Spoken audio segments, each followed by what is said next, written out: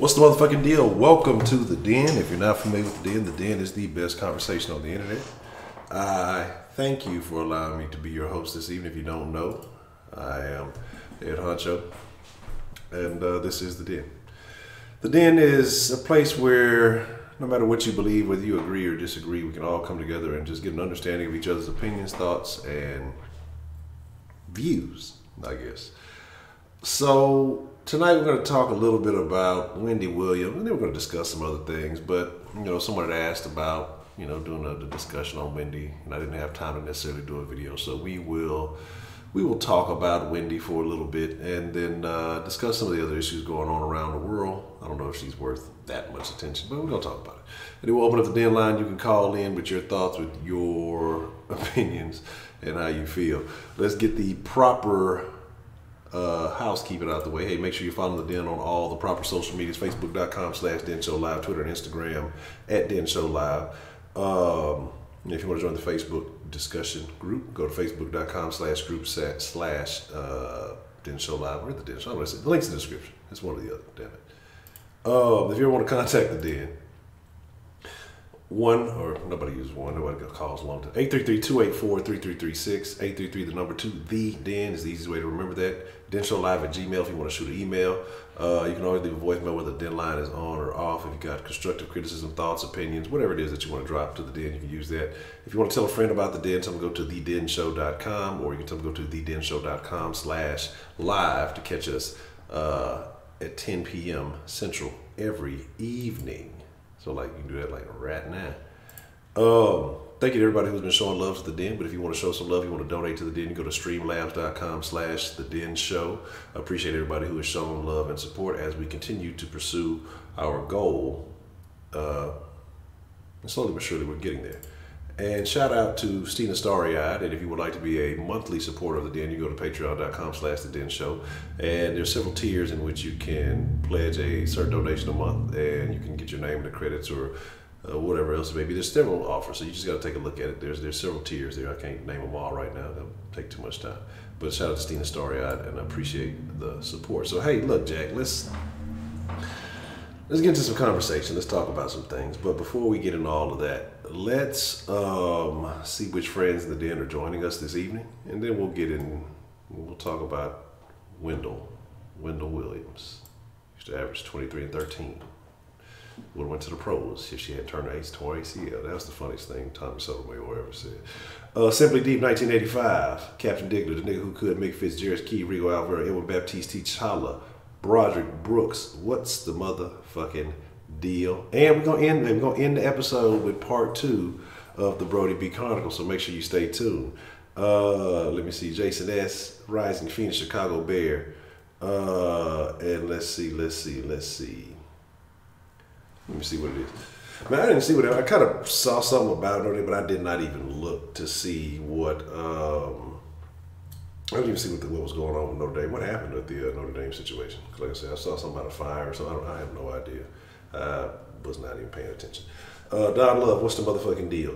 So yeah, like I told y'all, man, I'm starting trying to get a little bit more time and not have y'all waiting, too long at the beginning of the stream, because one, personal gain, because if somebody comes and watches the stream later and they're new to it, they're not going to want to sit through 5, 6 minutes, 7 minutes of waiting for folks to get in.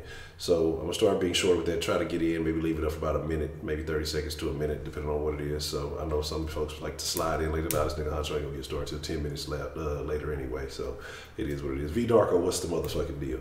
So I expect to start bringing you better quality, better timing, and all that good stuff. So let's talk about it. Wendy Williams. A lot of stuff going on.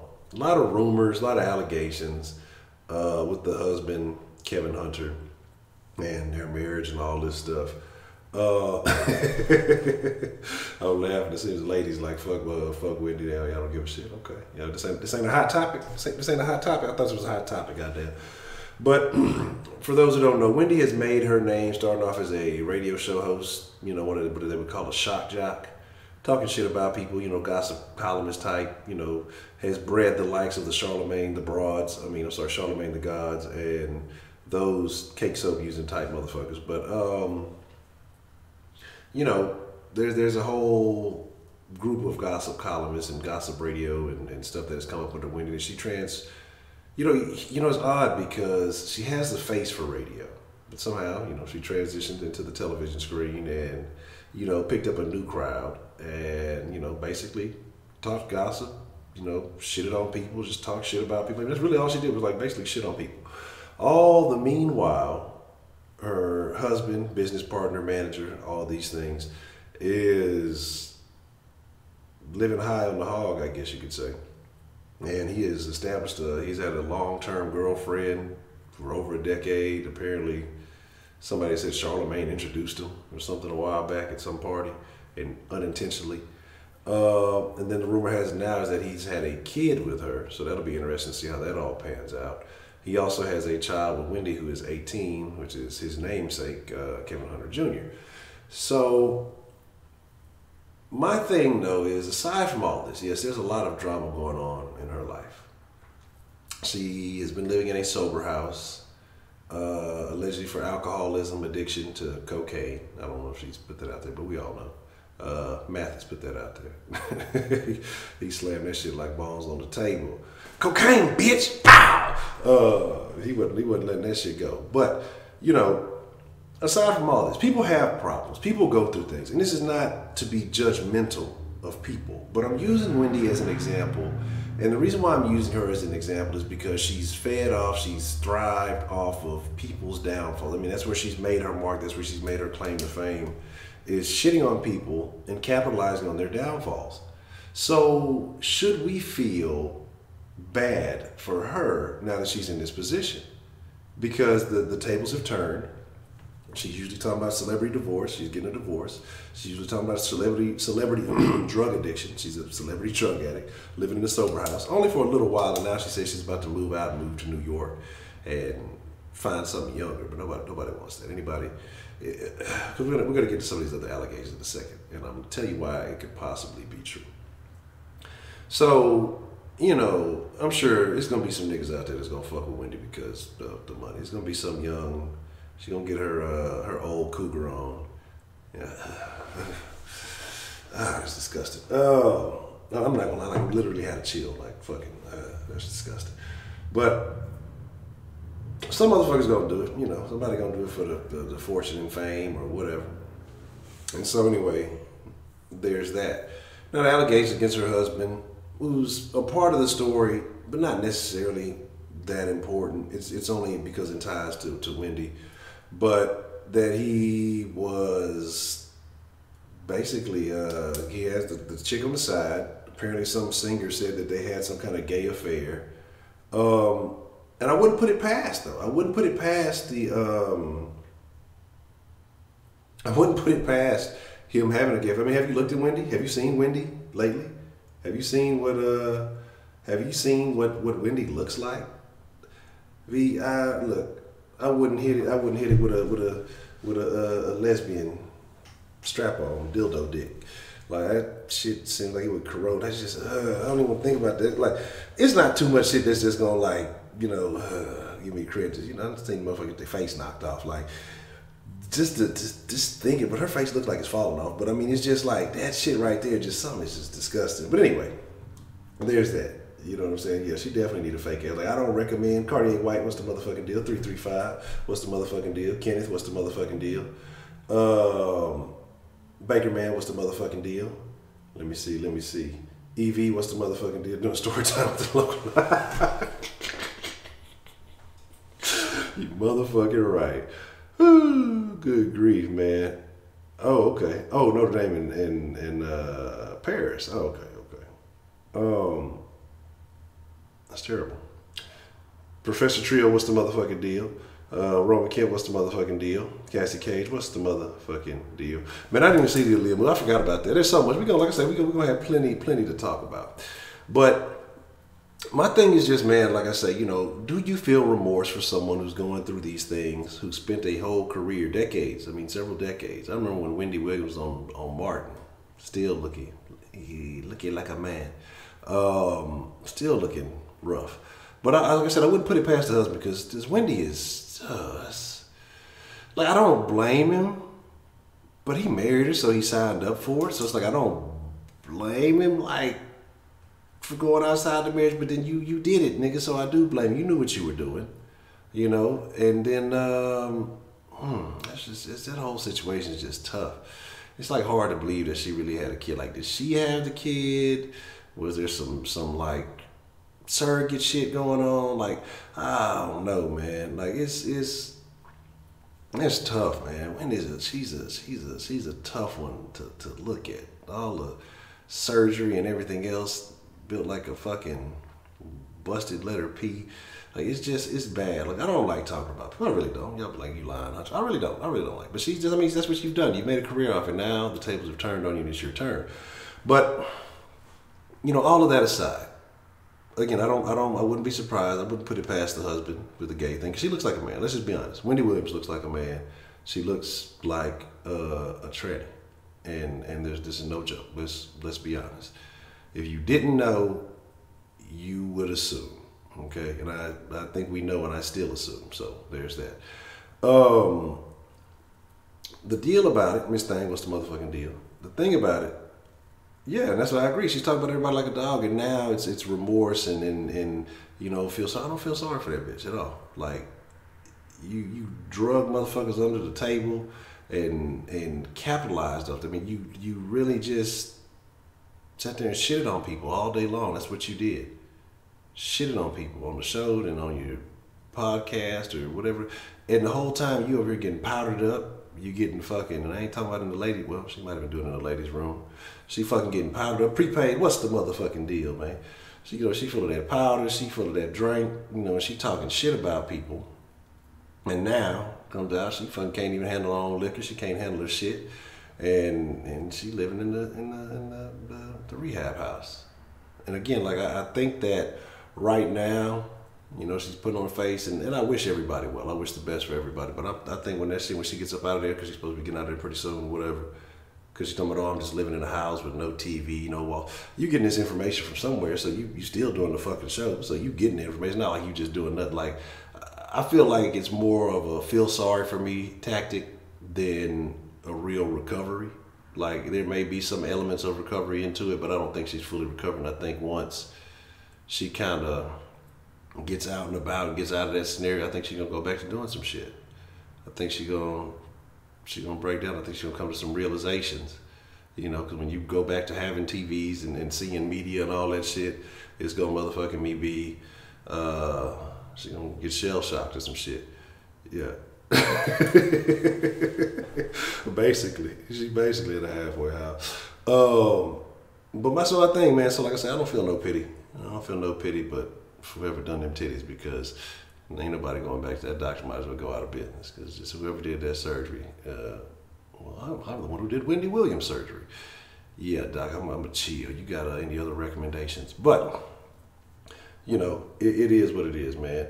So let's see. And again, like I said, if y'all didn't catch it, we're gonna have part 2 of the Brody B Chronicles, and at the end of the show. So like the last 10 minutes, we're gonna discuss part 1, man. He left us on a cliffhanger, man. Like I said, if you watching that Game of Thrones, if it's anything like that, I need to check that shit out, y'all. This shit, look. Roger got a story to tell, goddamn. But say like Ben Roethlisberger. She probably raping niggas too, man. Hey, look, I need to find where she get her shoes. She probably motherfucking me. She probably got the plug on the cool. I need to figure out where she get her shit. Where you get your tennis shoes at, Wendy? And don't wear no more bikinis.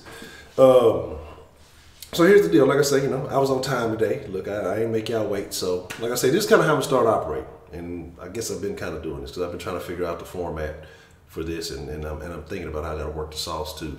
But the plan is, like I say, do my little monologue, diatribe, or whatever you want to call it, you know, for the first 15, 20 minutes, depending on what the topic may be. And like I said, this show is about interactivity. It's about the participation. So, like I said, I ain't going to spend all day talking about nothing. I want to hear how y'all feel. I want to know what y'all think. So after about 15, 20 minutes or so of, you know, me spilling my thoughts or whatever, and then, you know, we're going to start opening up the line and we're going to get into some conversation. So it's about that time. Let me put the info on the motherfucking screen. Oh, that's terrible. Man, y'all doing Wendy Williams. Look, she ain't asked for this. Yes, the fuck she did. This is what happened whenever you make a career off of that type of shit. And I can't wait for I ain't gonna say I can't wait because it sounds like some old whole shit, but Charlemagne next. Like Charlemagne is next in the mix. But see, the thing is, we started living in a society where everything is okay. Nigga, Charlemagne need to go ahead and enroll in Morehouse now. That's the way things going. You know what I'm saying? But he definitely needs to be next on the list because that nigga and his broad-like behavior, yeah, that shit kills me. I feel justified. I'm just a radio show. Like, I hate when people do shit like that. They talk all this shit, but I'm just a radio show. What you mad at me? Bitch, you're supposed to be a man first. You talking all this nonsense. You gotta own up to the bullshit, the nonsense that you be talking about. But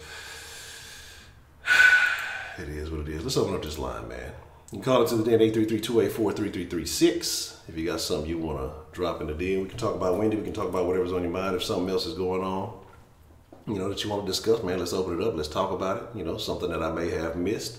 Let's discuss it.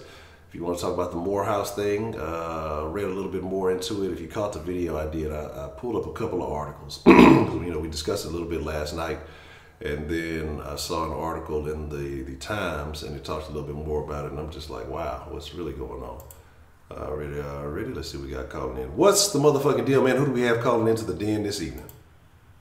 Hey, what's going on, Honcho? It's Chicago. Chicago, what's the motherfucking deal, man? What'd you like to drop in the den tonight? For sure. Hey, I don't want to really get off topic with the Wendy Williams and everything, if you don't mind. Okay, go ahead. No, I wanted to talk to you with this Notre Dame cathedral situation. Okay. What's going on with Notre Dame? It can kind of school me because, like I said, I saw some. I thought they meant the university, and I really wasn't paying attention. So. Yeah. No, it's the Notre Dame Cathedral in Paris. Okay. It's over 800 years old. It's like 3 times older than our country, which we live in, which is. If you think about it, that's amazing. This place was when it was erected, the Crusades was going down. They were going with the Crusades. Yeah. Supposedly, they have the crown of thorns with this, it's Holy Week. Last Sunday was Palm Sunday, and Easter is this Sunday. So it's kind of like just a big deal for Christians and Catholics, and if you believe in Jesus and whatnot. But like how sad this is, with all the artwork and everything that is so old in there was completely destroyed, and with the cathedral like just burning down and everything, it's such a sad moment for Christians and Catholics throughout the world. I would say just everything that they have. So, man, it's such a bummer, man. It's such big news, especially to the West, I would say. Yeah. That's tough. Are you yourself a Christian or a Catholic, if you don't mind me asking? Yeah. No, I'm a Catholic. Oh. I attend church. I try to be a practicing Catholic, but yeah, man, that's why it's just especially sad for just Christians and Catholics throughout the world. Such history was, especially in that church, that cathedral, Napoleon Bonaparte was crowned King of France in that church. Joan of Arc was beatified by Pope Pius X in 1910. There's so much history in that church that just burnt down that not a lot of Christians and Catholics even know about. It's so sad. Yeah, that's tough, man. Like I said, I thought it was. I really thought it was the Notre Dame. I was like, damn, what's gonna happen to the football team? But I didn't realize it was the real deal. And that's tough, man. That's very unfortunate. Yeah, you never want to see history, dissipate like that. But so what do you think is the move here? What can you do? Is there anything that really can you do anything about that? What? Is there any resolution? It's just sad if you.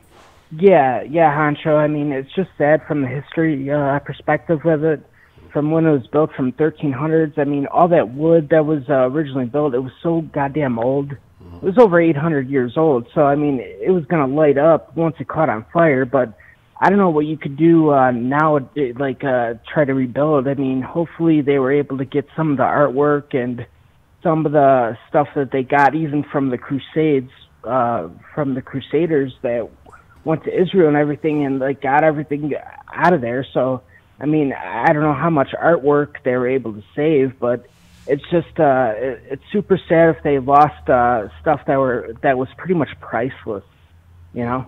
Yeah, yeah. Do you think it was deliberate? Do you think it was intentional, accidental? What do you think? Oh God, you know what? I would hope it wasn't deliberate. God, I would really hope there's, you know, it was nothing deliberate about it. I really hope that. I mean, it was under a restoration, so it could have been a construction. Somebody could have been welding and a spark could have been lit. That's what I'm assuming. But God forbid it was something on, you know, something somebody tried to do on purpose. I would really hope not. That'd be horrible. Okay. I don't know either. You know, we're all parties involved. I'm sure they would definitely find you and hide your ass if you did. You'll never know. Well, that's tough. No, man. but yeah, Honcho, I just wanted to drop that in on you, man. I didn't know what your thoughts were on it, but I appreciate you taking my call, and I hope you have a really good evening, sir. All right, you too, man. Appreciate you sharing that with me, Chicago. I'm gonna look into it a little bit more after the stream, man. Thank you for sharing that with me. All right, cheers, man. Have a good night. All right, you too.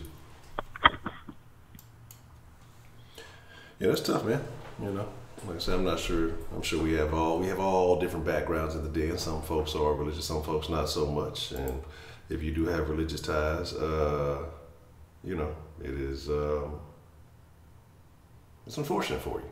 I'm not the most religious person myself, so you know. But again, history is a very interesting thing. I know Roman, the history buff, that has to feel a certain way to you. I gotta talk shit to Roman. Heidi been out here. That's what she been preparing for Easter and stuff. She's a Catholic, so she's following all the strict protocols. So there's that. It was Wendy Williams. Matter of fact, there was a former Texan who just got arrested for killing a kid, but that's all sports stuff, so we're gonna leave that alone. Yeah, but Wendy Williams is bigger than Wendell Williams. Sharon Armstrong, what's the motherfucking deal? Welcome to the den. I don't know if you've been here before. I think it's my first time seeing your name, so welcome. But again, man, that's tough. Like I say, if you are Christian, you are religion, I know that there are plenty of people who are and you know, like I said, not to talk down or hate on anybody who has any particular beliefs. You know, we're all in the den for a reason. It's to have understanding. It's to have background. For those of us who may believe one thing, can school us on some stuff, and those who may believe something different can educate us, debate. That's what makes the den so great. Shout out to Chicago though for sharing that with us. So, you know, and like I said, it ain't just about Wendy, but we're gonna talk shit about Wendy. You know, we're gonna make sure Wendy gets her just dues. But like I said, there's so much going on, man. But the Wendy thing, like I say, it's odd. And why I say it's odd, and maybe it's not, because I guess everybody has their own shit going on that they don't put out in the public, but had anybody noticed her with the sniffles? I mean, look, Joe Rogan had a little bit of allergies for a little bit. He said he wasn't doing the powder. He said he ain't never tried it. I don't know. But they was accusing him of all kind of cocaine. You know, the only person I ever heard talk about Wendy on the coke was fucking Mathis, and he went in on that. Maybe it was just one of those little known Hollywood secrets. And my thing is like, if this was a known thing, why didn't more people that she shitted on like rebut with that? Is it because maybe they were on it too, or what? Like, why don't you think more people made that a deal? Eternal cold. Oh man, yeah. I just dropped a video on it about 8:30. So I dropped some thoughts on that. No surprise there. On Clowney. So yeah, man. And the thing is though, it's crazy. It's crazy that, you know, it went this long, and I'm sure that her husband knew that there were things underlying for a long time. Do you think that she's had this drug habit for quite some time, and he knew it, and he was just like, man, fuck it, she on that shit, and, you know, she can't get right, she don't turn me on. I'm like, what is it that you think? Because let me make sure I word this properly, because y'all will be trying to say I'm saying something I'm not.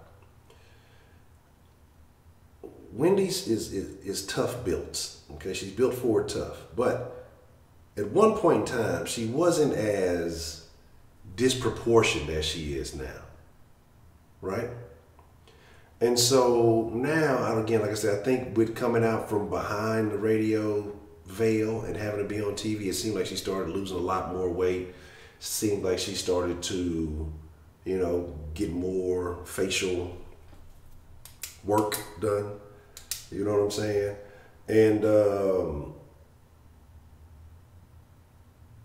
I'm just wondering, like, how much of that pressure of being in front of the screen led to her maybe increasing her dosage of her medication. That's what I'm wondering.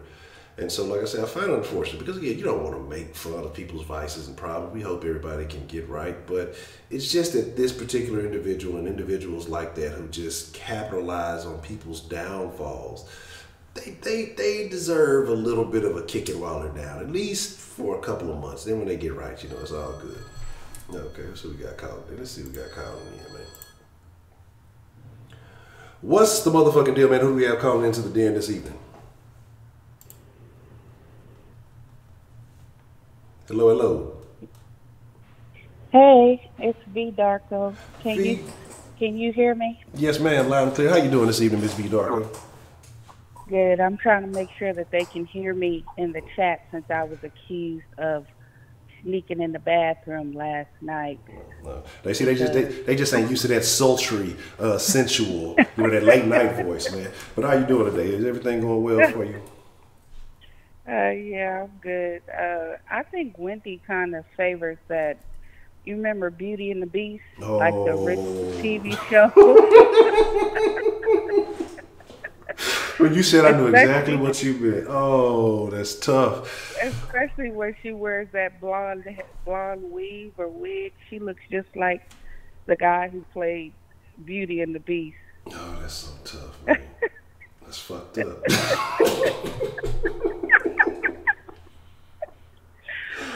Oh, man. But no, I don't feel sorry for Wendy at all. For one, I don't know if you had seen it where she had put Method Man's wife's business out there about her having cancer and stuff. That was horrible. Exactly. And then Howard Stern, I don't know if you listened to that interview that he did where he was pissed off at Wendy because she was saying that he went Hollywood. Yeah. So if you have not listened to that Howard Stern interview, you have to listen to it because it's just as funny as that Judge Mathis one, the way he was going in on her. Okay, I'm gonna definitely check that out because I'm trying to be like the Black Howard Stern eventually. But I'm gonna check that out. You can get there. You can get there. Another thing that I wanted to talk about is we're talking about the trans getting into the colleges and everything. I don't think they should allow that. I mean, I understand probably in this day and age you don't want to discriminate, but if you're going to open it up to trans, you might as well make it co-ed and make it open to everybody then. Exactly. I agree. And I feel like this gay agenda is being pushed on black men in general. Because, the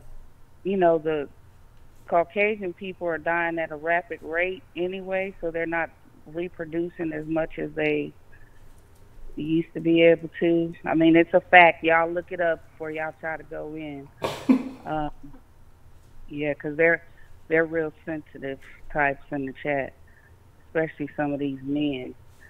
But, so pushing the gay agenda on our black men, and then so they can't reproduce, along with the interracial dating. I mean, to each his own. But I'm tired of seeing all these commercials with white men with black women, black men with white women. I don't want to see that. I'm for black love. I'm just gonna put that out there. Now, if you want to date or marry a white man, that's fine, but I don't like no pink penises. Have you ever encountered a pink penis, Miss Darko? It was with the lights off, so it was black.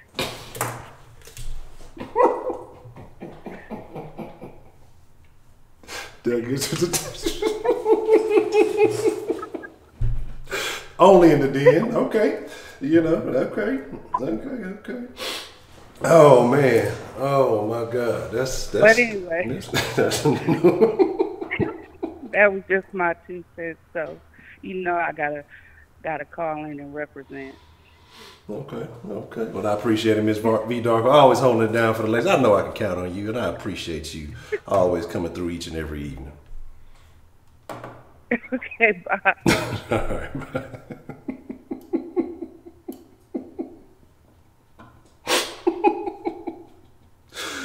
Oh, man.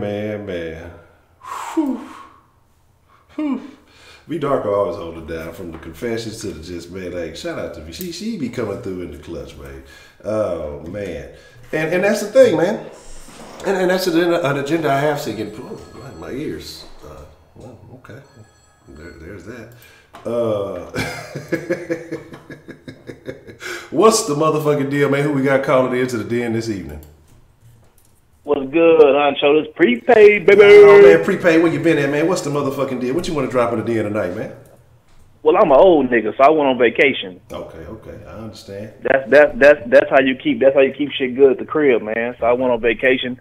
My old lady done called me out kind of punks and stuff, so I had to take on this cruise. I had never been on one. It's not my type of shit. I ain't gonna lie to y'all. I watched Titanic. I'm a scared nigga. I ain't gonna front. You know what I'm saying? Yeah. I told her I wasn't gonna like that shit, and I didn't like it. I don't want to be nowhere for 7 fucking days when I can't go nowhere. I don't like shit like that. But nonetheless, I survived it. I ain't going back. It's just not my thing. However, if you do go on a cruise, get the unlimited drink package. I did that shit. I was drunk for 7 whole days, so that shit worked well. Anyway, I'm gonna check that out. Definitely, if you're going to do the cruise, man, always get the unlimited drink package. That shit is fire. You get like 15 drinks per day. You're going to need all of them. I use all my 15. I was fucked up the whole time. Nonetheless, I have no pity, no remorse for Ben, Wendy, Roethlisberger. Zero. That big bitch been talking spicy about niggas for years. Straight up. She has been smearing people. I don't care if you black, white. She talk bad about everybody. I lost respect for her a long time ago. She went on this the last time I watched her show, she would talk about R. Kelly. She went on this long run about how R. Kelly was this monster, this pedophile. 2 days later, she came out and said she don't believe none of the victims. I knew she was on that powder. Don't nobody say shit like that and forget 2 days later besides a cokehead. She is the 6'8" version of fucking Rick James. That motherfucker is high all the time. Was reading articles about, you know what I'm saying, the shit that's going on in Morehouse, and I love it. Yeah. Honcho, I told you this was coming. I warned you this was coming. There is no limitation to the gay LGBT alphabet soup. There's no limitations. These niggas is going to Morehouse. But let me show you the strategic behind it. If you are a woman and say, do you identify as a man? What's the one thing we know about college? More women go to college than men, right? If you are a halfway decent female when it comes to like school-wise, you're going to be ahead of niggas when it comes to school. Think about it. Women are smarter than men, especially in the application of school. Yeah. She can go out here and have a 3.3, 3.4 GPA. Can't get in Spelman. She can get to Morehouse. Think about that. Everything is to their advantage, and they milking that shit. That's the same way they run a track. Niggas go out here, run 11, 2, and 100. He slow as shit. Can't win nothing. I identify as a woman. You are the new state champion. Welcome to the podium. Yeah, and the same motherfuckers who voting for that shit, they whooping their kids' ass in these track meets. I love it. I want the transgender to take over everything. I want them to pass a law that when a transgender beat up a regular woman, it is not a crime. Fuck them up. Fuck them up. Don't put no caps on none of this shit. Your kids the little gay nigga who was at the library, going to the strip club, let the little gay niggas pass a law, let the gay little dudes who identifies the girls who identifies as mans and all that shit beat up all the little kids. I'm with all that shit. I'm talking about pure anarchy in the streets. Let the transgender just take over. All the college, Bruce Jenner, the Olympians and shit, all you niggas get out here and whoop all the ass. Just fuck them up. I'm going to just sit back and just watch the whole fucking world set on fire.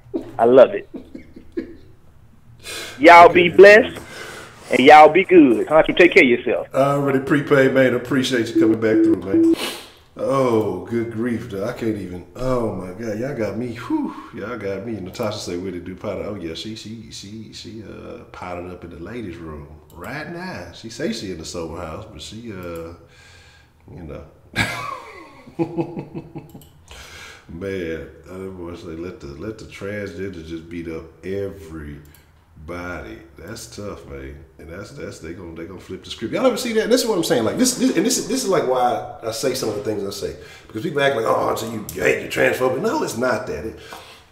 Why is it that the transgenders, right? You ever seen a transgender like fight a nigga? I told y'all, man, a nigga I respect highly from back. I mean, OG, a real motherfucking gangster. Like, told me some shit. You know what I'm saying? Told me some shit. Like I'm talking about. This is a real motherfucker. Like, don't ever fight a tranny, because you fighting a man with the passion of a woman. You're gonna be in for a long fight. Strength of a man, passion of a woman, right? So, and you know, like I say, this man is real. I mean, he's a real motherfucker. So, but you ever watch a tranny fight? How is it all of a sudden that when they start fighting, they turn back into men?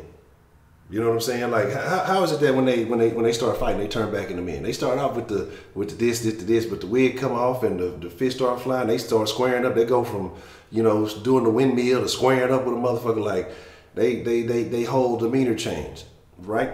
So this happens in a fight. So why can't this happen when, you know, they halfway through college and they change their mind? Right? If they can change their mind in the middle of a fight, why can't they change their mind at any other time? And this is all my thing is because if you go back and you check the video, I kind of went on to this New York Times article. The New York Times article is talking about dudes, and this is what killed me. Because then you got the non-binary gender fluidity stuff going on, right? You knew it was an all men's college when you went there. You knew when you signed up to go to Morehouse, it was an all men's college, right? But then, now all of a sudden I don't feel accepted. I don't feel embraced because I want to transition into a woman halfway through my you know, degree plan or whatever, right? So they should change. I'm not feeling accepted. I'm not, where are you not getting that this is a men's college? So the fact that you knew that you was feeling like a woman and doing all this stuff beforehand, why would you even fucking go there?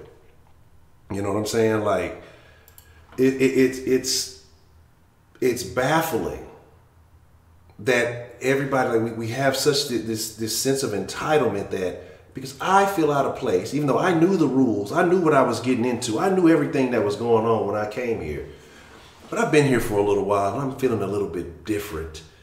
They should change because I yeah, man. So word, that nigga was suspicious. You know what I'm saying? Like, that nigga was suspicious though. That nigga there was, I don't know. That dude was a whole banker back, bringing back memories. But the thing about it though is like, and nobody sees anything wrong with this, right? It's okay. You know, I want to become a woman at a men's college while I'm halfway through my curriculum, you know, and they should adjust, they should adapt. That I don't feel wanted. It's an all men's college. Why would you go there if you feel like a woman? I don't understand. I don't comprehend. But yet, we're the ones that are wrong if we don't agree with it. We're the ones that are wrong if, you know, you say something about it or you say, hey, this doesn't make sense. Hey, Rashida. You know, if you say these things, you are a bad guy. Oh, Tom, yeah, that is what it is, man. Yeah, but that's what I'm saying. Like, it's craziness, man. But I agree. Let's just let this shit go all the way. It's time. It's coming though. It's coming. Like everything is everything. That's why they push it. Look. Wendy part of the LGBT agenda too. She got everybody confused. They don't know what's what. That's where it started. And that's why she was the perfect piece. They have a lot of street at the least speed.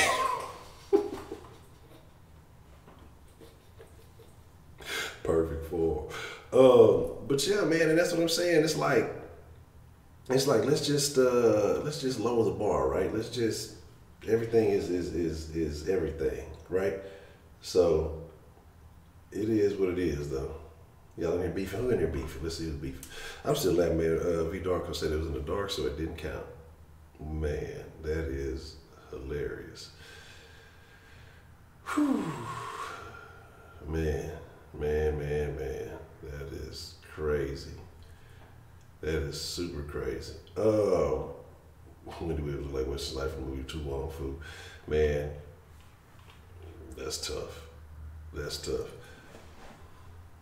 Yeah, I mean, that's the thing, because that's what they're saying. Spelman first started letting dudes basically do it. Look, man, here's my deal. I say if you're willing to commit to the process, I'll call you whatever the fuck you want to do. But as long as you still got the other gen, like that's how they need to start doing it, man. Just put a dick and a vagina. It's time to just educate motherfucker on the door. So if you got the dick, you just go into the dick restroom, right? And you got the vagina, you go in the vagina restroom. Because that's the only shit that makes sense nowadays. Now I feel, motherfucker, but we have talking about the gender fluidity with the feelings. You know, because there was another motherfucker there was talking about he was gender fluid in the article, and so I don't know. It's just not as welcoming because sometimes I feel this way. Sounds like confusion more than anything else, right? My thing is it's crazy, and the thing is, like, I didn't realize, like, I knew it didn't click that they were literally in Atlanta, so it makes all the sense in the world now. But my thing is this, man.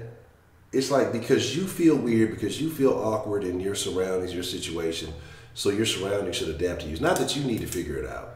It's that everybody else should figure it out and adapt to you. So you're feeling feminine one day, masculine the next day.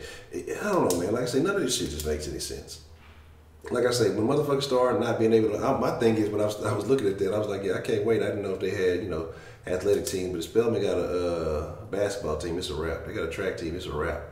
Like Prepaid said, all these niggas finna go get these, they finna go get some track scholarships. It's gonna be over with. They gonna be mad for real. What's the motherfucking deal, man? Who we got calling into the den this evening?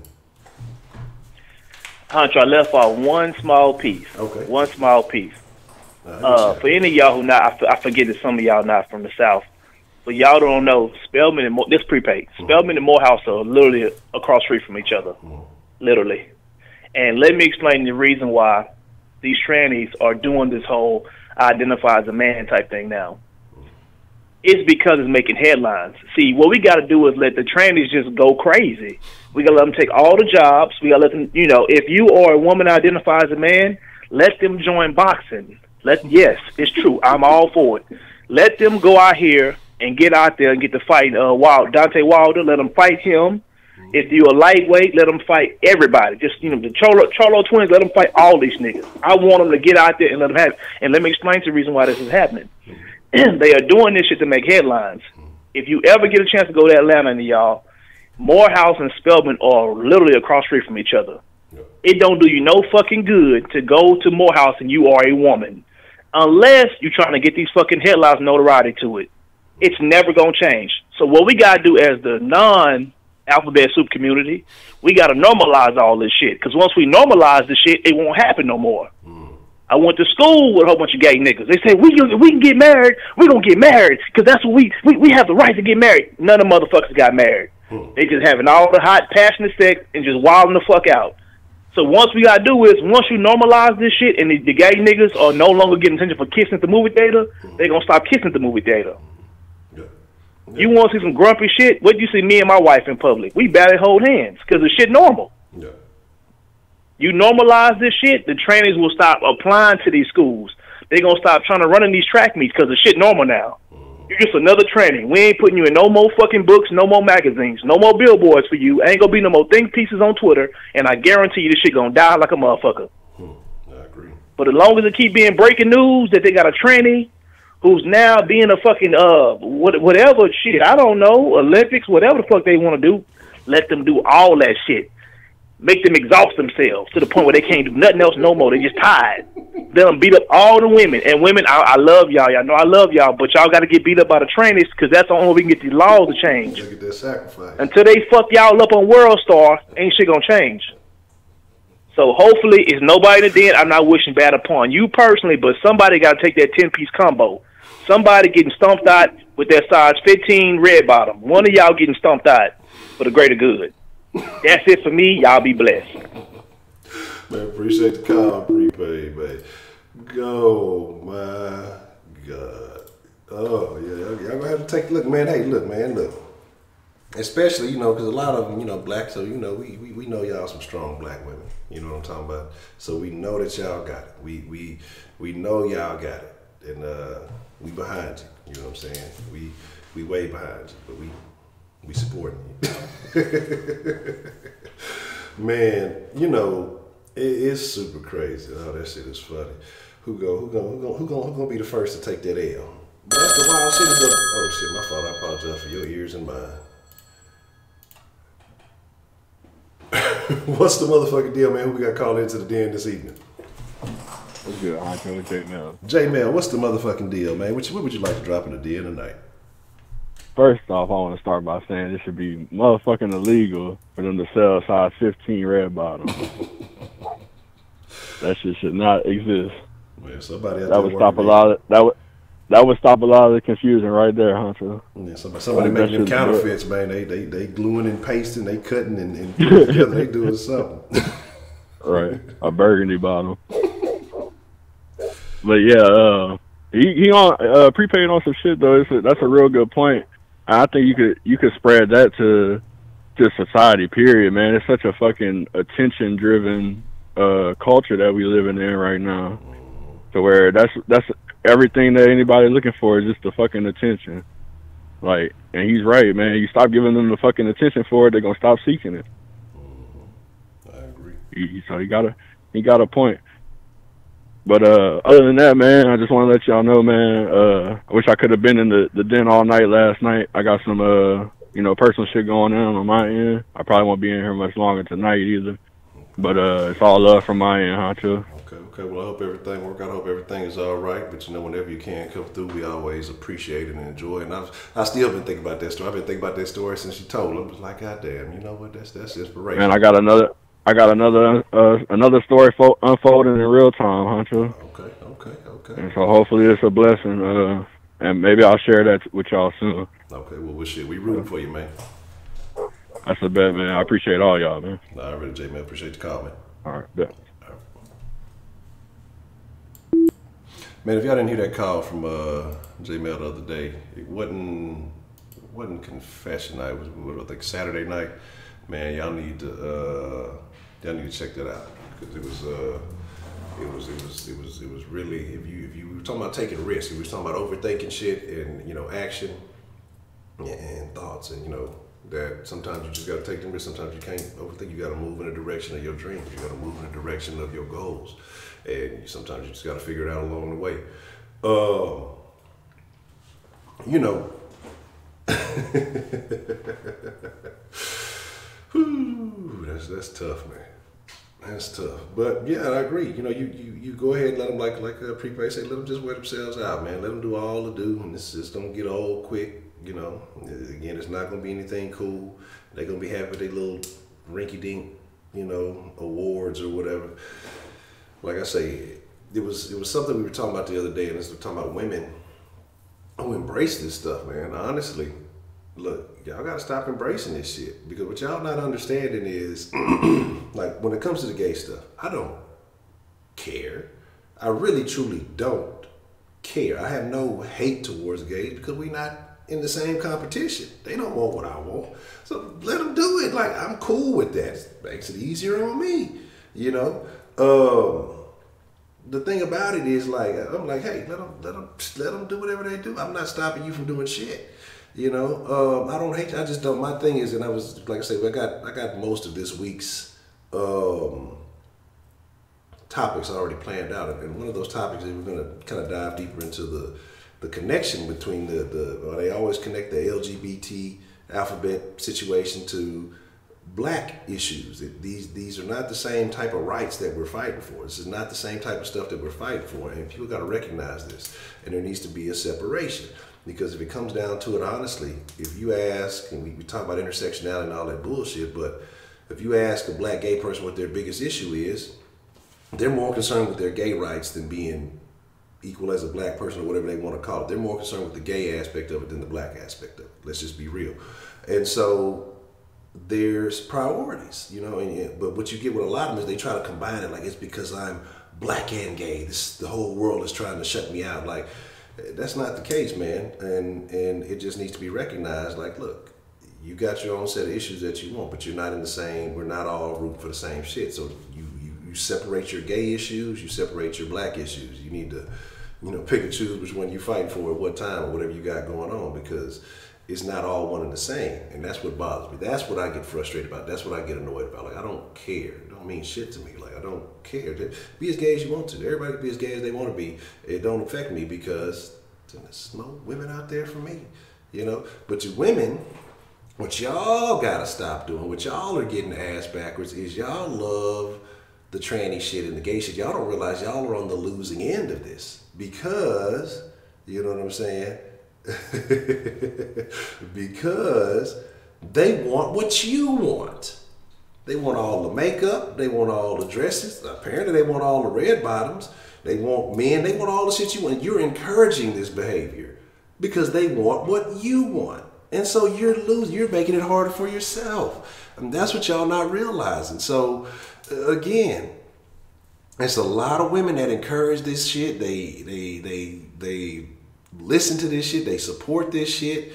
And again, then you wonder why shit ain't working out for you. Is because you're encouraging behaviors that are detrimental to your own existence. You know what I mean? You're making it fucking more difficult on yourself. But, you know, if it's cool, right? If it looks good, you need them beauty and makeup tips, whatever. You know what I'm saying? Already, J-Mill, appreciate it, man. Straight up, man. And that's what I'm saying. You know, but it's not about me being a hater, because honestly and genuinely do not care. As long as you don't cross my lane, as long as you don't disrespect me or anything I got going, man, do what the fuck you do. Just do it over there. You know what I'm saying? Like, shit. And that's the problem. But you continue to encourage it. You know, you're losing men on the twofold, because you got the gay or transgender. And so with the transgender aspect, you got men who are trying to be women. So those are men that you don't have access to. Wow. Okay. Then you have the gay men who like other men. So those are men you don't have access to. You know, so you're, like I say, twofold. And then they're trying to take the men who are the transgender, or trying to play the role of a woman, to take men who are straight away from you. And so that's what I'm saying. So it's almost like threefold. And that's what y'all are not getting. So it's like, but you continue to encourage this behavior, and then you know, in one breath you're talking about, oh, I love this, it's so glam and RuPaul runway and all this other shit, and then the next minute ain't no good men. Well, you encourage them all to be good women. That's what the fuck is going on. And so once you stop doing that shit, once y'all stop encouraging this behavior, but you're not, because it makes for good TV, it's good drama on Empire or whatever else the fuck is going on, you know, and you're doing it to yourself. You know what I'm saying? I'm not encouraging no women to start go out there dyking. I don't encourage, like, I'm not fond of the stud behavior. You know what I'm saying? I'm not finna insult and attack a bro, but I'm not fond of it. I'm like, yeah, that's my dog, right? No. You know what I'm saying?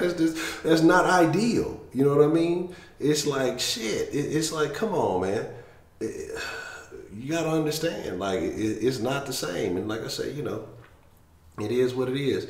Who was that called in yesterday, said her friend at 11 was trying to turn into a lesbian, was trying to hump her, they was trying to play house. Was that Miss Melanin Monroe? You know, look, be all the funny nigga, what's the motherfucking deal? You know what I'm saying? But y'all stay tuned. That Living Single gonna be coming out, what, May, early May? I'm expecting a laugh, and I don't laugh that easy. Nah, but shout out to Beyond the Funny Nigga, man. But like I'm saying, you know, the thing is, it's just, if we stop encouraging the shenanigans, right? Now this nigga beyond a funny nigga, he trying to get a jump on the Mexicans. He trying to beat Cinco de Mayo. You know, everybody gonna be drunk on Cinco de Mayo. They ain't gonna be listening to nothing but La Cucaracha and mariachi music. So he trying to drop it a couple of days ahead. You know, but shout out to the Mexicans. Y'all be turning up on Cinco de Mayo. But how many Mexicans got having birthday parties on Cinco? They invite me. The kids' birthday parties, the grown-up birthday party be the kids' birthday parties, quinceañeras, kids, but Mexicans be turning up, man. Look, I fucks with y'all. But my thing is this, man. It's like we gotta stop encouraging the nonsense already. You know, as a society, as Americans, as a whole, you know, and then as black folks in particular, because there's only a couple of us here. There's only like 3 of us in the country, goddamn. You know, and shit. You know, we encouraging all this bad behavior, and it's not contributing to anything. You know what I mean? And so, like I say, there's no thing. You know, love who you love, whatever. Interracial, if you with that, it's whatever. You know, I'm not knocking. I told you I used to be kind of shame on you, but hey, that's not my place. You know, I can't tell nobody who the fuck with what they fuck with, and I can understand why some people go the other route, and so I don't judge. That's not my place to judge. I don't really give a shit. You know what I'm saying? I know what my preference is. I know what I like, and I know how I operate. I can't tell another person how to do what they do. But my thing is this: you know, you got to look at your decisions and how they impact the whole. And that's what people don't do. We can point at this and point at that and say, oh, this sucks. This is fucked up. This is a problem here. You know, this is wrong. This is wrong. That is wrong. But you got to look at what are you contributing to it, and what are you doing to fix it? You know, like how much of an impact are you making in the negative? How much of an impact are you making in the positive? And a lot of us are doing way more negative than positive. You know what I'm saying? So if it bleeds you hard already. I say they delusion is not my reality. But that's what they're trying to make it. They look. You know, I feel. You know, I feel like this feeling thing is taking over, and it's not even just in the sexual orientation aspect. It's happening in all over the place. Like it's this, especially a lot of this younger generation. You know, look, I'm gonna start labeling y'all because you know if you follow the sauce, y'all. Some of y'all saw it the other day, right? There was a little debate we had about the Texans. 2 differing opinions, on the Texans. One opinion was more fact-based. The other opinion was more feeling-based. And, depending on how you saw it, some people agree with one, some people agree with the other. But a lot of it is feelings. Feelings getting applied to sports. This is my justification is because I feel good about it. My justification for this is because it makes me feel this way or it feels that way. People are, they're going by these emotions as opposed to, okay, this is what's really happening. This is the truth. May not make you feel good, get over it and solve the fucking problem. Or don't get over it and fucking deal with it. But that's not what we want to do. That's not what we want to do. We want to find whatever makes us feel good about ourselves, man. It just doesn't feel right. Like, man, fuck that. Like, come on, man. I don't know. It's just a crazy world. You ain't lying. I feel as a motherfucker, man.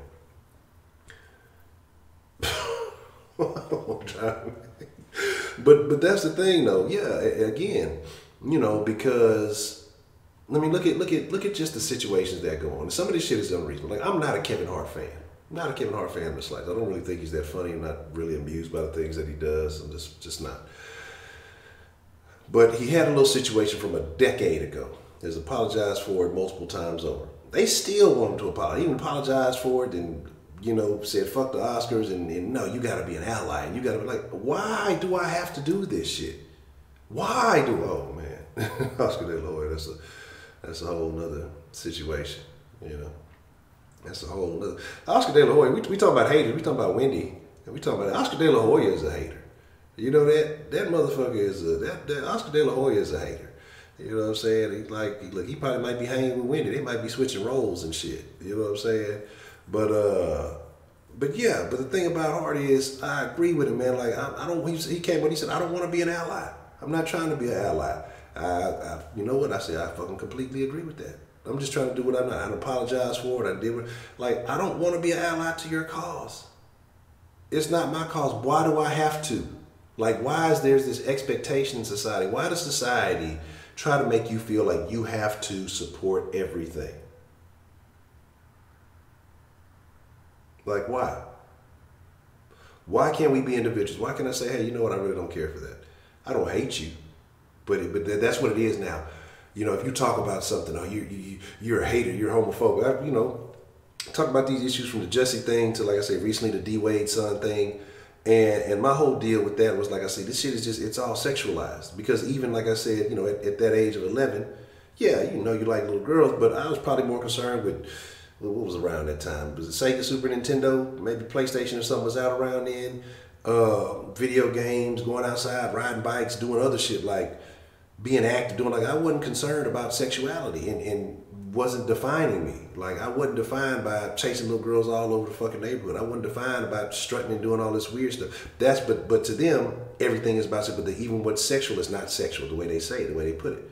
You know, they justify, well, and I heard the same argument, like I told you the other day, 30 times. Well, if it was a little boy at that age, you would be, yeah, the fuck, what the fuck? I'm not going to take a little nigga to Capitol. I'm not going to take a little nigga to the beach party, to the Freaknik, you know. And now you heard they redoing Freaknik. They supposed to be bringing like a family-friendly Freaknik. You know what I'm saying? Like, what kind of off-the-wall shit is that? The nigga Bun B supposed to be performing. There's a couple other motherfuckers in Atlanta. They supposed to be doing a family-friendly Freaknik. There's going to be some mamas going to this family-friendly Freaknik with their kids. Like, this ain't how I remember it. This shit weak. And that's what I'm saying, man. It's crazy shit, man. It's crazy shit. Like, and again, like I said, you have to be perverted in your mind to really think that that's a justifiable argument to sit here and say, well, if it was a little kid, if it was a straight kid, you know the fuck I wouldn't. Like, what the fuck are you talking about? That shows that you got some kind of sickness, some type of mentality. I was talking about this shit. Somebody's argument was, well, my friend got molested in the church house and I got molested at home. Don't talk about the pride parade. What the fuck does that have to do with anything? You know, like, what does that have to do with anything? Yeah, kids gonna pick up on you know, kids gonna pick up on exactly. I don't know, it was some years ago, but I remember the little babies. They tell you what kind of Tatiana mamas they had. Little babies upside down on the walls twerking. So they tell you what type of trash ass. Man, it all goes down when it comes back to it, man. When it comes back to it, the family is a real deal. Like, I never understood how important family was, because in the society they push you to strong single black mom, and this is not to knock any single black moms, okay? This is not to knock any single black moms. You're in a situation, it is what it is. But at the same time, the single black mom, a single parent, or a single mom, period. I'm talking about saying single black, because we always had a strong black mom. I'm strong single black mom. But it's not to knock any single moms, any single parents, different situations, whatever. But none of that can replace a family.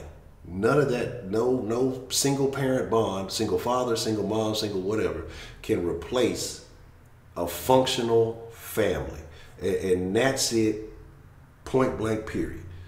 Like, and I never realized that until I got older. You know, until I'm in the situation I am now. And the fucked up thing about it is, like I say, my old lady has a daughter. I treat her like my own.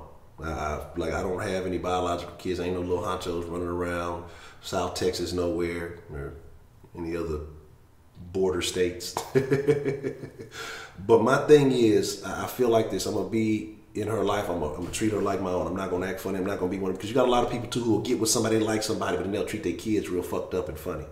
You know, like it ain't about that. It's about understanding how this world works and trying to be that presence, being that father figure that she needs in her life, because I never realized the importance until recently, you know, and just looking at the things that are going on in this world, man, it's like, you gotta have that. And this is not a knock on her mom. She's doing the best she can being a mom, but you know, there's only so much when you work and you gotta do this, and you gotta be all over the place, and you know, and up to a point where you trying to figure it all out. You know, ain't no fucking rule book, ain't no lesson book on how to do it. You know, sometimes you need a male presence that operates a little bit more logically, a little bit more reasonably. Sometimes they halt the emotion, calm down, pump the brakes, stop letting your emotions overwhelm you. Let's look at this from a reasonable aspect. You know, also, like I say, let me get this magic cup. Hold on. It's necessary, man. It's very, very necessary. So, you know, it is what it is. And so my thing is, you just we gotta figure it out. But now society tells you don't need that. It's okay. This is the new dynamic family or whatever it is. It's okay. Man, we need better fucking standards in this society. But the world is telling you it's okay to loosen your standards. It's okay to loosen your standards. It's okay to do this. It's okay to do that. Okay. And then you wonder why you got the problem. But it's okay. It's okay to have them problems, and if it's okay to do all this other shit. Man, look, families are fucking important. Choosing who you lay up with is very important. Man, like I say, it's just these are things. Like I say, I know we get so used to, especially, you know, when you come from impoverished communities or whatever it may be. It's not even necessarily impoverished, that you see the single parents all the time, and it just becomes normalized. That ain't what's up, man. It's not what it is. You need to start making better decisions with who you laying up with. You know, if you made bad decisions in the past, cool, it is what it is. The decisions you make in the future, or who you involve in your child's life, is very important. Because, like I say, we got to find ways to really fix it. But I don't think it's gonna get fixed. I think it's going down hills. Traders gonna be in the streets fighting everybody. Yeah, we're gonna be out of there. You know what, DeMarcus? It's all good because the ladies in the den love it. So I don't care what you think, nigga. You might be on that other side. You might be trying to transfer to Spellman. Gotta watch out for you. So, anywho, you know, we was talking about Wendy. We can talk about some other shit. And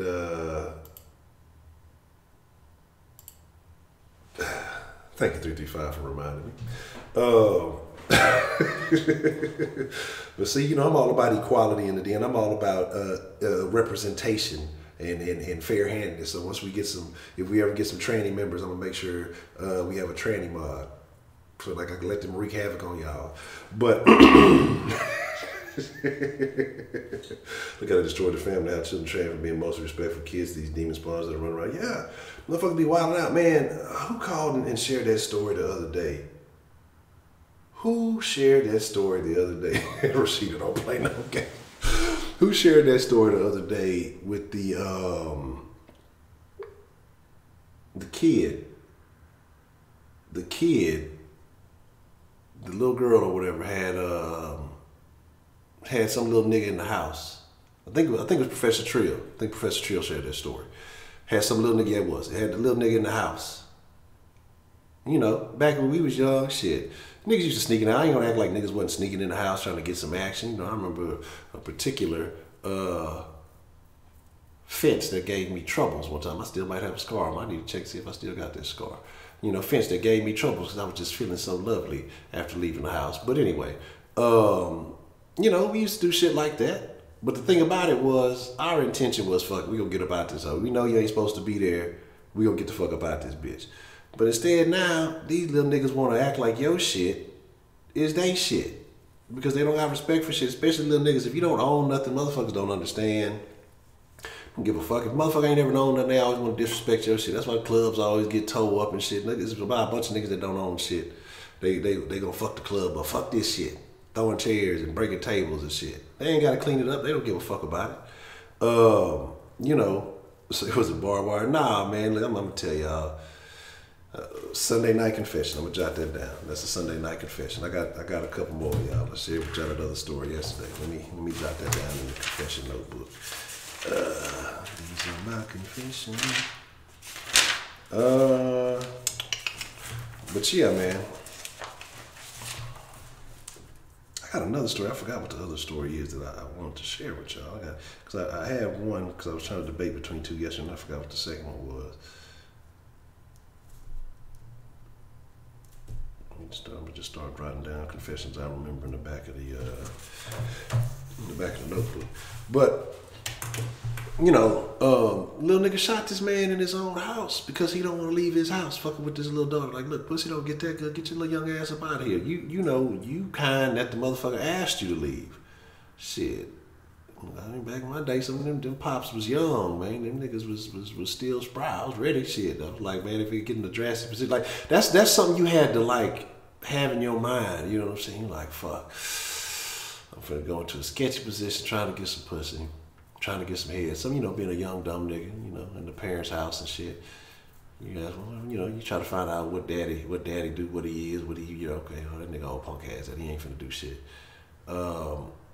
If that nigga was, working man, he was about that act, you had to be kind of careful. You're like, okay, well, let me plan my escape route. And then you're like, shit. If I can't escape this, I better be ready for whatever. I'm like, in the back of my mind, I'm finna fight this nigga. If it come down to it, I'm finna fight this nigga. Hope I don't get shot in this hoe. But these little niggas now, they don't give a fuck. It's super disrespectful. I'm not only finna motherfucking me coming here fucking on your daughter or your granddaughter or whatever. Shit, I'm gonna shoot you. Like, what kind of bullshit is that, man? You know what I mean? It's crazy shit. But let me see. Yeah,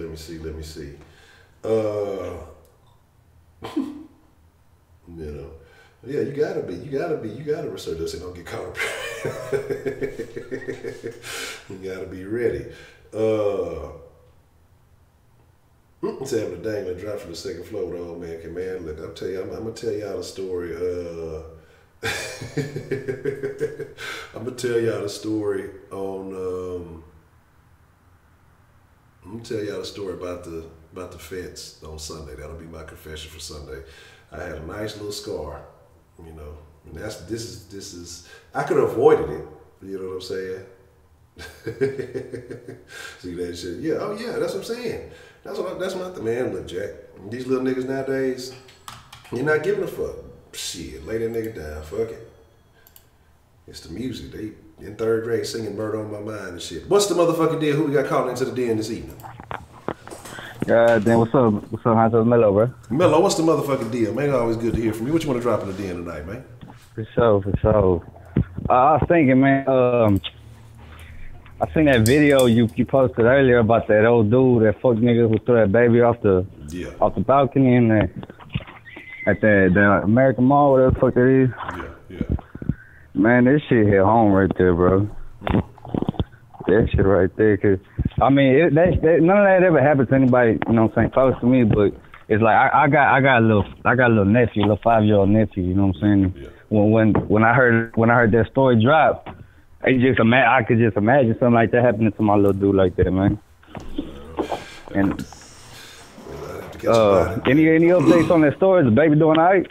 Man, from what I heard, he's doing all right. I haven't, because I know that story was probably maybe from a couple of days ago. I gotta catch up and try to get some more information. But I think he's supposed to survive, if I'm not mistaken. I think he's supposed to be all right. Man.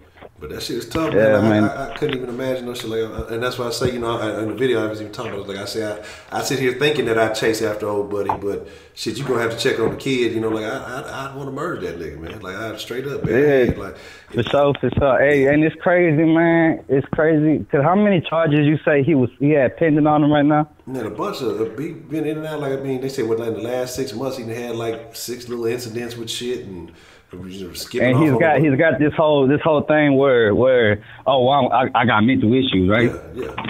Man, it's fucking crazy, bro. How different people's tones get when you mention, I got mental issues.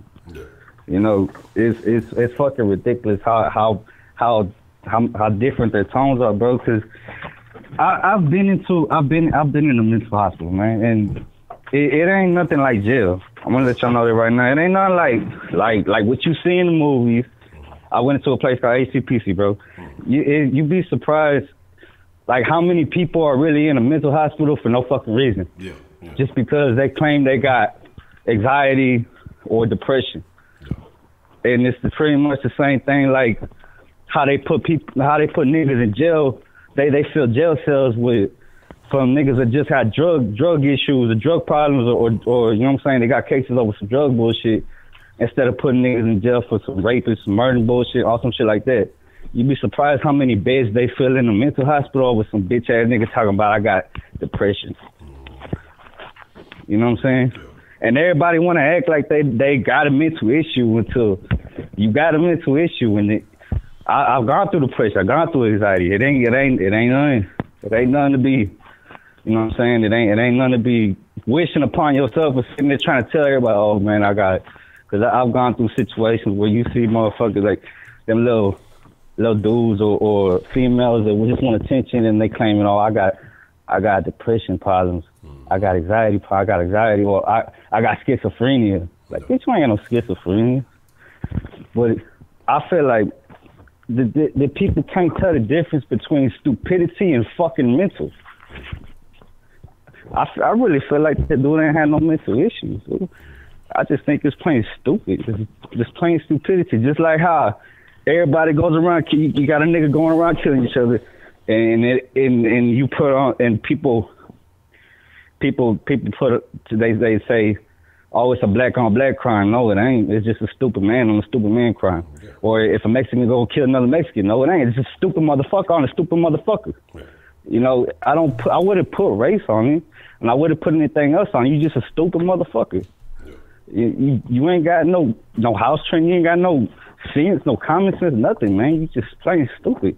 And they got too many people out on these streets like that, man. And that's ridiculous how something like that can happen to a child, man. Yeah, that's wild. Man, Mel, I was thinking about you the other day, man. I read this story, and it happened in Houston, man.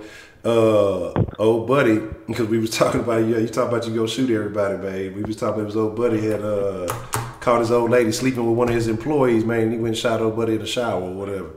So I was like, damn, I hope that ain't mellow, goddamn. Nah, I'm fucking with you, but I saw the shit. I kind of laughed a little bit. I was like, God damn. You know what I'm saying? Hey, nah. You should already know. It's some player shit over here. Nigga, take my bitch. You take my bitch, man. I just be on some laughing shit. You know what I'm saying? Hey, you say take my bitch, nigga. You want it, you can keep that. I don't give a fuck too much about no hoe, nigga. Yeah, I'm about getting this paper out here. Place, you know what I'm saying? Shit, if you got it, she wasn't mine. So fuck it. Yo. Yeah, but they stole it up, man. This shit hit home for me, bro. Because when I seen the video, I just imagined some like, and it was fucked up on my part just by being able to imagine something like that happening to my nephew. But I had screwed up thoughts like that. I like anytime I hear something happen in the news, I could just imagine it happening to me or somebody else like that, and it'll fuck my head up like that. Yeah. But I mean.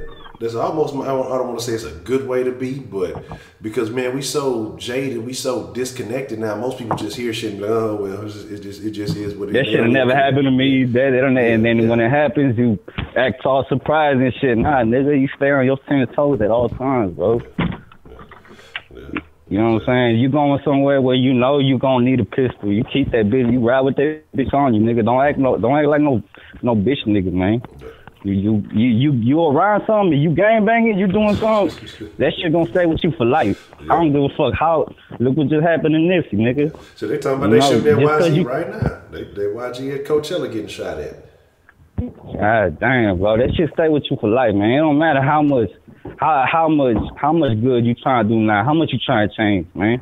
Them stripes stay with you, man. You got scars on you now, bro. That shit ain't gonna disappear.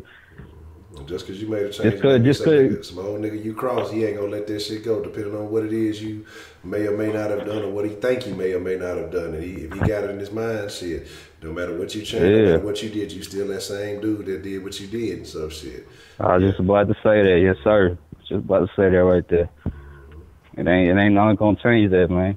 Can't change your past. I mean, you could sit there and try to make it better all you want, man, but you can't change your past, especially when you live in that kind of lifestyle. You know, that shit gonna hit you to the grave, bro. Already, man. I agree.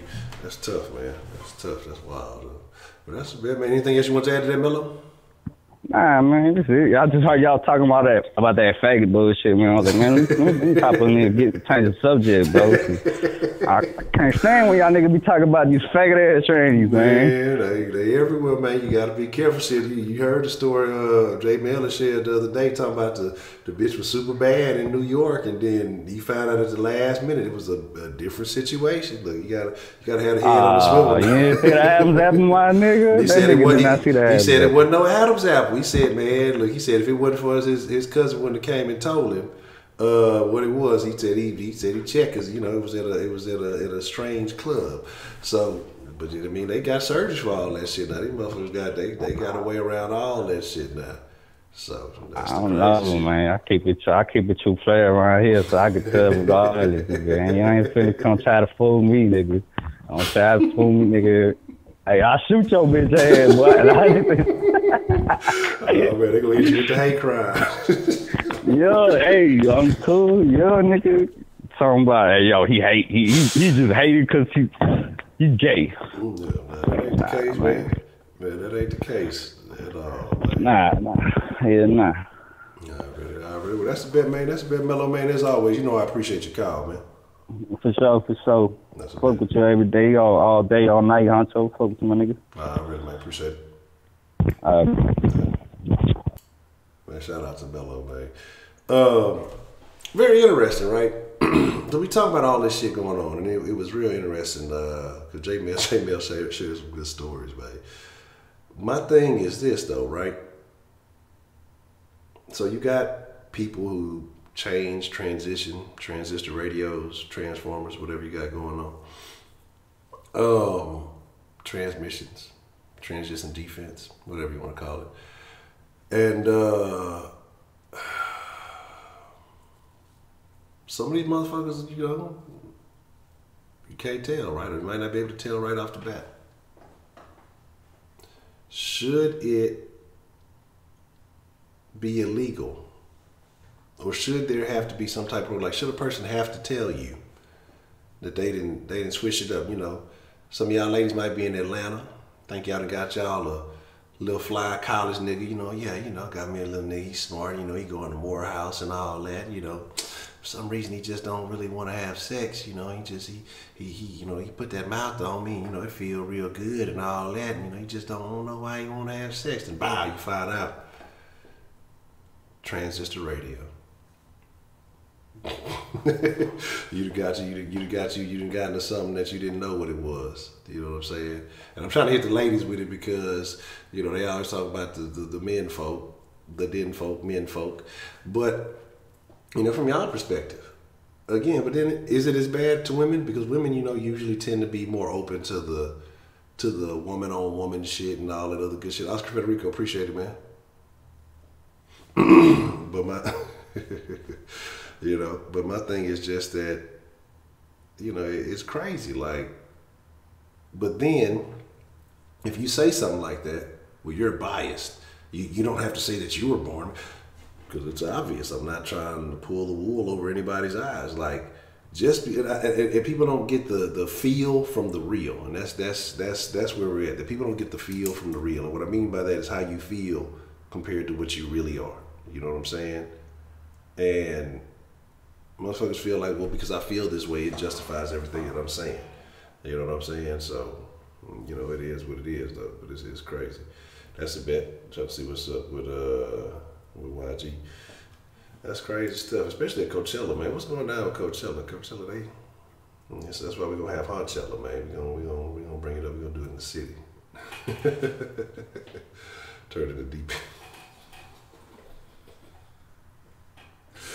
Man, it's a little. I posted this in the Den Facebook group a while back.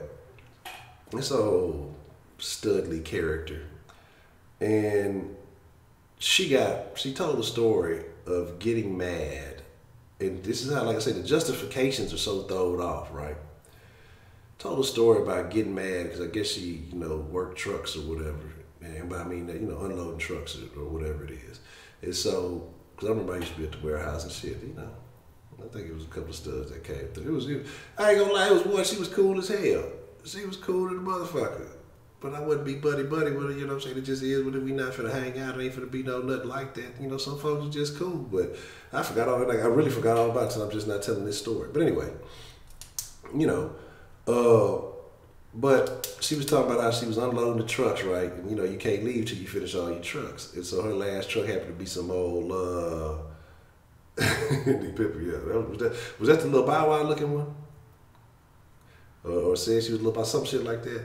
But it's basically, you know, so the chick got mad because it was payday or something. So old buddy, you know, I think it was her, like somebody else was left. So he got his little shit done and he caught out, right?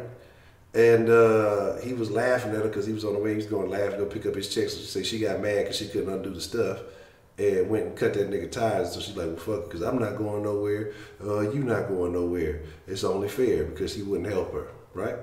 But then she justified it then, you know, but, you know, I'm still a woman, you know, this, and this. But at every other aspect, you know what I'm talking about, at every other aspect, it's, you know, you feel a particular kind of way. But then when things aren't necessarily working, you know, you're feminine when convenient. And that's something we used to say a lot back in that old other group. You know, women like to be, some of these women like to be feminine when it's convenient.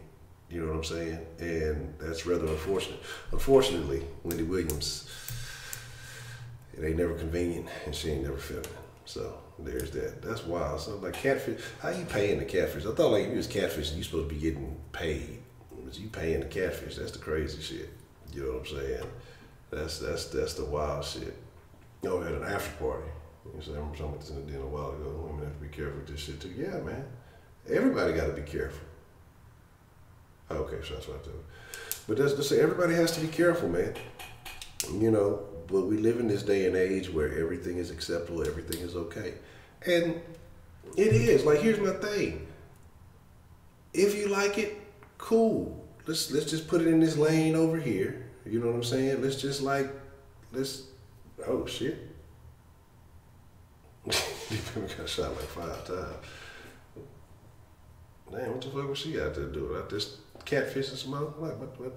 But I mean, it had to be some sketchy shit going on. If she sending money like that, she probably might have been out there scamming or some shit. Oh, she got robbed. Oh, this motherfucker must have thought she had money. She was giving away that 10K. But that's wild too. That's the day and age. Oh, she rapped. Oh, okay. She need to damn. Look, Young and May need to hit her up and they can do a collab or something. You know. But you know, but yeah, but that's the thing is like, why not have that lane where, hey, you know what, you're wholly accepted, you're wholly appreciated, you know, it's cool over here. Over here, motherfuckers might not be fucking with you. And you know, it is what it is. Like, it shouldn't be on this, we have to change everybody's perspective. You know what I mean? Yeah, we have to change everybody's personality, everybody's perspective, everybody's thought process, you know? Okay. You know what I mean? It is what it is, though. Again, there's a group of people who gonna love you, praise you, idolize you. So just, you know, operate in that lane. But we get mad because see what it is people sit here and they shit on the mainstream and they well, you know, it's this and that, and they're corrupted because they want to be the mainstream. They want to be accepted as that. We talked about attention. Attention is real. Attention is a hell of a fucking drug. That's why you see people do shit for fame. Like, it don't even be for money. It be for fame. Just pay attention to me, you know? That's why I said we talked about old buddy a while back. We talked about, what's them two little dudes? Fucking Steve-O and Boat Gang. You know what I'm saying? Like, niggas just doing shit for attention. You know what I'm saying? Are you still in timeout? Oh, I forgot. My fault, DeMarcus. I forgot about you. I forgot about you. You good, man. Yeah, look, I was just on some other shit. Sometimes players fuck up. It was in the back of the line, back of my mind, with the back of the hairlines as you cracking jokes, nigga. But nah, you know, my thing is though, you gotta fucking, I don't know, man. Like, I don't know. It's just a crazy world. Like, you can't have opinions. Like, you can't have your own thoughts. Like, and people can't accept you not accepting them. You know what I mean? Like, he doesn't like the bullshit I'm on, so he's wrong. No, maybe you just on some shit that I'm not with. Why can't that be acceptable? You don't have to like everything I do. You don't like the fact that I don't agree. So why can't we walk away? Why can't you just, go on about your way? But it is what it is. Cousin's already injured. Well, there's that. We'll see. I'm telling you, I'm not worried about it. I think the Rockets gonna surprise some folks. They keep hooping like they hooping. They're gonna surprise some folks. But the thing about it is, like I say, is that we live in this world where they're trying to convert you, and it's very smart people. You gotta understand, a lot of these people who support this stuff, they go to these colleges, they get indoctrinated with these very open-minded liberal views under the guise of it's what's best for humanity. It's under the guise of we're doing it for everybody. We're doing it to treat everybody equal. It sounds good, right? It sounds good. But then these are the same people that tell you that, hey, let's treat these pedophiles equally. Let's treat these disturbed mental people equally. Because it's just a good thing to do, and it's not. Hold on. Let me. What's going on over here? What's the motherfucking deal, man? Who we got called into the den this evening? Hello. Hello. Yes, Miss Rashida. Is that who this is? Hey, how you doing? I'm doing good. How are you doing? What would you like to drop in the den this evening? I just wanted to say that I do not feel sorry for Wendy Williams at all. She getting exactly what she put out there, negative energy. So it's just coming back on her. Okay. So you're not a fan of Wendy's Hot Topics? I'm not gonna say that. I don't enjoy her and everything, but I mean, when you say all that stuff about people and do all that, then eventually it's gonna come back on you. So. Okay.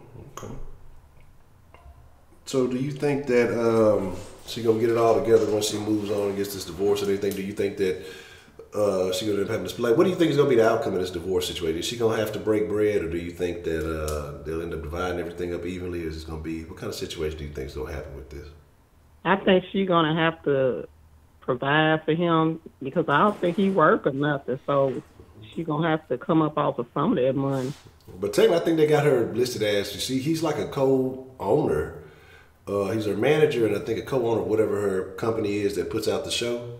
So I'm sure he's seeing some type of checks from that, regardless. And so I guess I'm assuming that the managerial relationship is over. Maybe I'm wrong. But yeah, I think she's gonna have to break a little bit of bread.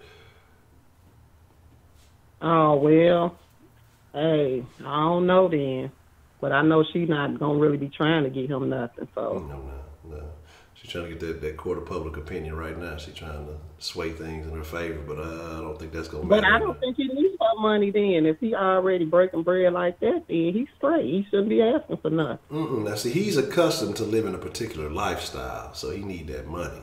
I'm encouraging. I'm rooting for him. To get that money. 'Cause she ain't gonna do nothing but look. Unless she's gonna go get some ass shots with it, try to even out that disproportion situation she got going on. But even then, it ain't gonna help too much. But it is what it is. But so about this, so you don't feel bad for it all, not even with the alcohol problem, the drug problem. Do you think that this is something that she's been dealing with, or something that just kind of came about after? You think it's like stress from talking about people so much, or you think she's just a drug head? I think she might have a secret mental illness because I mean she really acts like she don't have no conscience. Like how can you just talk about people like that all day, every day? And it not affect you. I think that might be her way of self-medicating. Okay. But look at her. Look at the effects, though. Look how she looks. She look awful. Oh, yeah, she's terrible. Terrible. Yeah. She looked like Mufasa, you know what I'm saying? And she looked like the cowardly lion, you know what I'm saying? All the effects of everything she been doing, it's all in her face. Stress. That's all you see when you look at her, stress. She don't never look happy. She don't. She don't ever look happy, like I say. And that's what killed me. So I remember a while back she fainted on stage. What do you think that had to do with? Do you think that was just stress overall? Do you think that was drug related maybe, or what do you? I mean, now I think it was exhaustion, and drugs. Mm-hmm. They say she liked to drink too, so she probably was drunk. Mm-hmm. That's crazy. For 9 out of 2000. But yeah, that's crazy, man. But I hate to say anybody deserves it, because nobody deserves to be. No, I'm not saying that she deserved it. I'm just saying that I don't feel sorry for her because she got what she had coming. Yeah. Okay. So have you seen anybody coming out in support of Wendy, really, or do you think she's just kind of having to fight through this one on her own? What did you say now? I said, have you seen anybody coming out in support of Wendy, or has she kind of been fighting this battle on her own? I haven't seen nobody come out in support of her, even the people that she probably think her friends. I haven't seen nobody say nothing good about her. You think she burned too many bridges? Pretty much. Because even if you her friend, if something happened with you, she gonna tell it.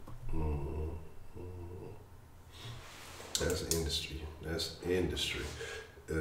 And I want to touch on that Morehouse subject that I was talking about earlier. Yeah.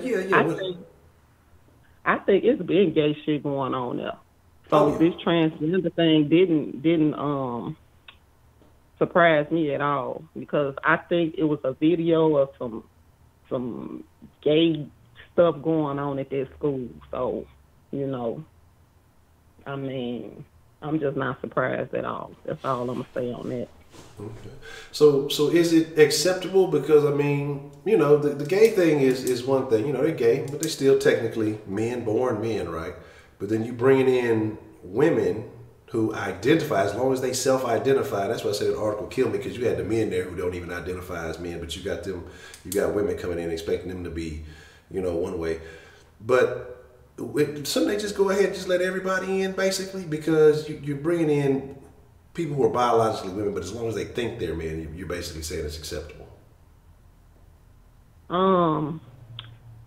Well, what's gonna happen is they're gonna let the transgender men in there, which are, kind of like women, really. They're gonna do better than the men. Then they're gonna want to put them out. So that's how that's gonna happen. Because women are smarter than men. So. Okay. So, let's say you were going through a dry spell, right? Just, having a dating dry spell. You ain't really just been finding, too much that catches your eye. And then, you meet a nice gentleman and treats you real well, takes you out to eat, ain't pressuring you for no kind of intimate encounters or anything like that, holds the door open for you and does all the right things. And then one day, it comes down to it, and you say, look, we've been waiting too long, it's time to get it on. And they reveal to you that they were born a woman. Would you continue that relationship? No. Why not? But that's not what I signed up for. I didn't sign up for no fake ding-a-ling. I want the real thing, and they can't offer it, so they got to go. They can't sling that plastic? Right, if I want plastic, I could bag. So, I'm good. Okay. And I might file a lawsuit. A lawsuit? Yeah, that's deception. They gonna say it's a hate crime if you try to file a lawsuit on them. They gonna say you're. Right, I was just talking when I said women are smarter than men. You can put shit all the way to the left. Good Lord. Calm down. We waiting on your other part of your story anyway. But yeah, I'm gonna drop here in a little bit, probably about 10 minutes. You acting kind of feminine like that other guy off them soft sports now. Getting in your feelings, don't do that.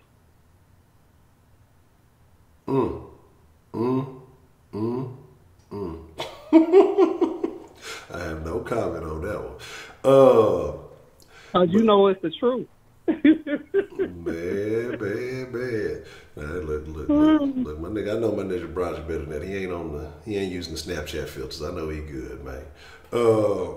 But you know, here's my thing. I'm just messing with you, Broderick. Don't take it too serious. I'm just messing with you. Oh, Shaolin, what's the motherfucker? I saw you slide in earlier, man. Let me shout out Shaolin. Shout out to Master Shaolin over there. But here's my deal. And I got a question. Well, this is not really a question because this is something that I heard. Because like I said, I used to have, I used to know a chick, and she was a stud, but she had some other issues and a lot of other stuff going on, a lot of other problems going on. Hopefully everything is well now. I don't know, it's been a while. But that's what she basically said that you know, a lot of these studs will do is because men aren't gentlemen anymore. You know, these studs slide in and treat these women in a gentlemanly fashion, and they've never been treated like that.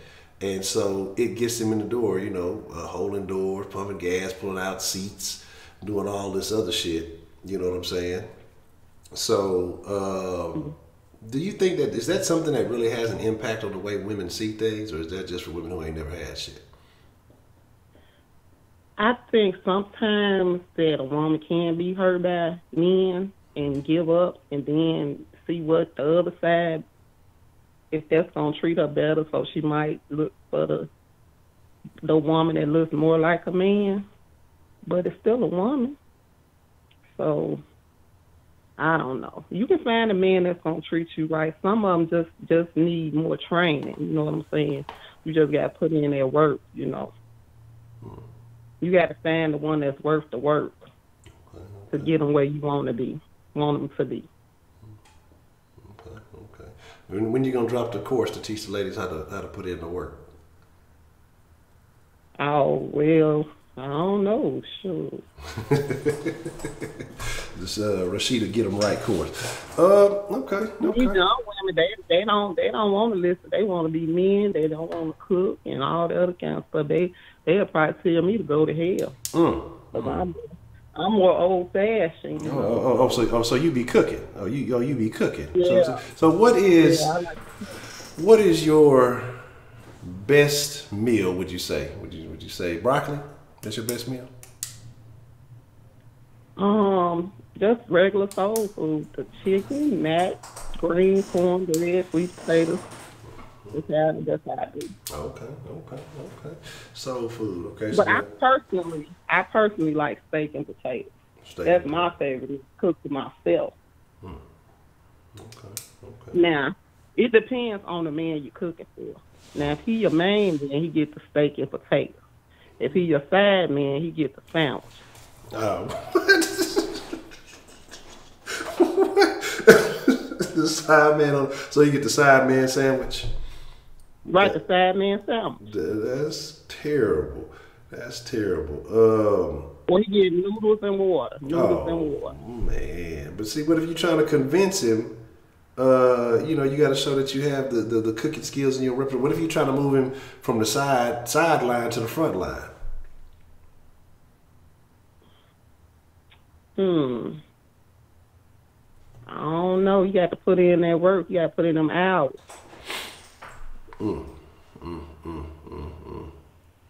But that position got to be open. You can't just move on up. That position ain't open. Okay. You gotta move on. So it's like a pyramid scheme. You gotta work your way up. You gotta put in work to get to the next level. That's right. Exactly. Okay. Look. So fellas, look. Hey, if y'all like back in your day when you was entertaining women, you had certain women that you took to the steak place, and then you had certain women you took to McDonald's. It's the same thing with women. You got certain men you cook the full course meal for, and then you got men that you don't. You know, you just do the whatever, the quick meal. Same thing. Okay. It's levels to it. Okay. Well, fellas, y'all got to learn how to climb them levels. Y'all got to understand how to get. Question from the chat. So can you make gumbo? No, I don't even like seafood. You hurt my heart, Rashida. I don't. They call me weird in my family. Oh, it hurt my heart. pain in my chest. It might be. I don't like crab legs and shrimp and all that shit. I like steak. Steak. Okay. I can't be mad at you. You know how you like what you like. It is what it is, man. I can't fault you for that, kinda. You know, I'm gonna give you a credit because you're not necessarily from the South, so I'm gonna say that's a Chicago thing, and I'm gonna give gumbo the Southern attribute. So I'm not gonna fault you for it. But you know, I'm just saying. Anyway, I'm from Chicago. We don't cook gumbo up here. You gotta go to Louisiana and get one of them women down there. Yeah, you gotta take the voodoo with the gumbo. So I mean, you know, it is what Right. it is, but. It's worth it. Gumbo be damn good, goddamn. Really. Well, I'm gonna stop giving you a hard time, Miss Rashid. Anything else you want to add to the conversation? Well, everybody getting on me because I don't like seafood. I'm the one eating the shit. Y'all ain't eating it. I ain't got to like it. Y'all eat that shit. I don't want it. That's funny. That's funny. Look, whenever we established the deal, man. Matter of fact, I got something. I got to ask Prepaid Mike here in just a second because he was talking about he was on the cruise, so I got to get some details here in a minute. But yeah, man. I don't know. We gonna convince you. We're gonna have somebody. We're gonna have to get somebody to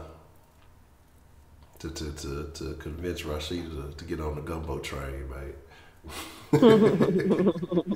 Well, that's a bit. Alrighty. Well, Miss Rashida, I'm about to get ready to share this part 2 of this Brody B Chronicles. I was saying, is there anything else you want to add to the conversation before I let you go? No, that was kind of it. I don't think I had nothing else to say. Okay. About anything. Okay. Well, I appreciate it. We're gonna email you some gumbo. You know, we're gonna get you right. But I appreciate your call. No, thank you. What? No, thank you. Pass. Email me some steak. That's all I do. Well, that's fine. More for me. Well, but I appreciate your call, Miss Rashida. Oh, well, before I go, do you make gumbo? Do you cook it? Do I mean, cook. Yeah, I don't know if you cook. I never asked you that. I got a little repertoire. You know, if I gotta get in the kitchen, I will make something shake. Oh, okay. You know, but I ain't. So you gonna do some videos cooking? You gonna show us how to make the gumbo? See, what had happened was, you know, from what I've been hearing, food channels ain't been getting love on the YouTube as of late. So you know, I would, but you know, I'm trying to work on this algorithm.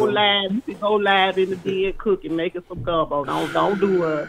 Don't do us now. So you don't open the door. Now you ready to close. Let me see. We'll see what we can work out one day when we reach some of these goals around here. We'll see. We might do a or den. even if it's not you, somebody else in there show us how to make it. Prepaid says you doing all that talking. You get on there and make a video and show us how to do it. That's tough. We gonna see. Look, you know.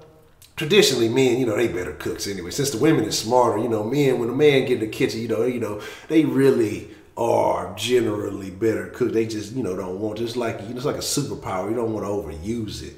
You know what I'm saying? Because when I get in the kitchen, you know, it's like a special occasion. It's a celebration. You know what I'm talking about? Right. Yeah.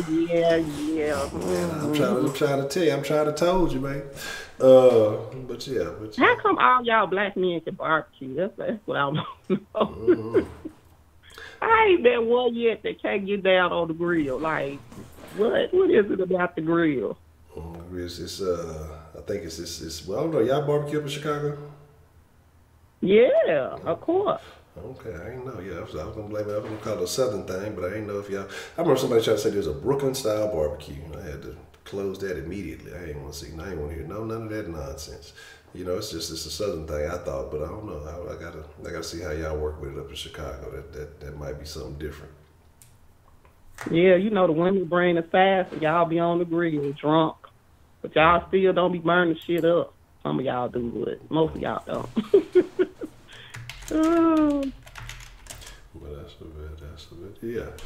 I ain't gonna lie. I was just about to hit V Darko with the timeout. Let me see what that 1 second timeout at. Let me No, don't time G out. What she do? Oh, she say Texas barbecue sucks. Oh, yeah, girl, I can't save you. Yeah. Oh, Lord. Yeah, all right, she good. I heard they have to do barbecue in Texas. Oh yeah. Dickies. No, I don't know about no Dickies barbecue, but yeah, some good barbecue. There's a couple little spots around here like that. Shit, just had some good barbecue the other weekend. There's some good spots. You know, I had some barbecue that said Texas barbecue sauce or something. It wasn't that good though. Now that Memphis barbecue sauce was good.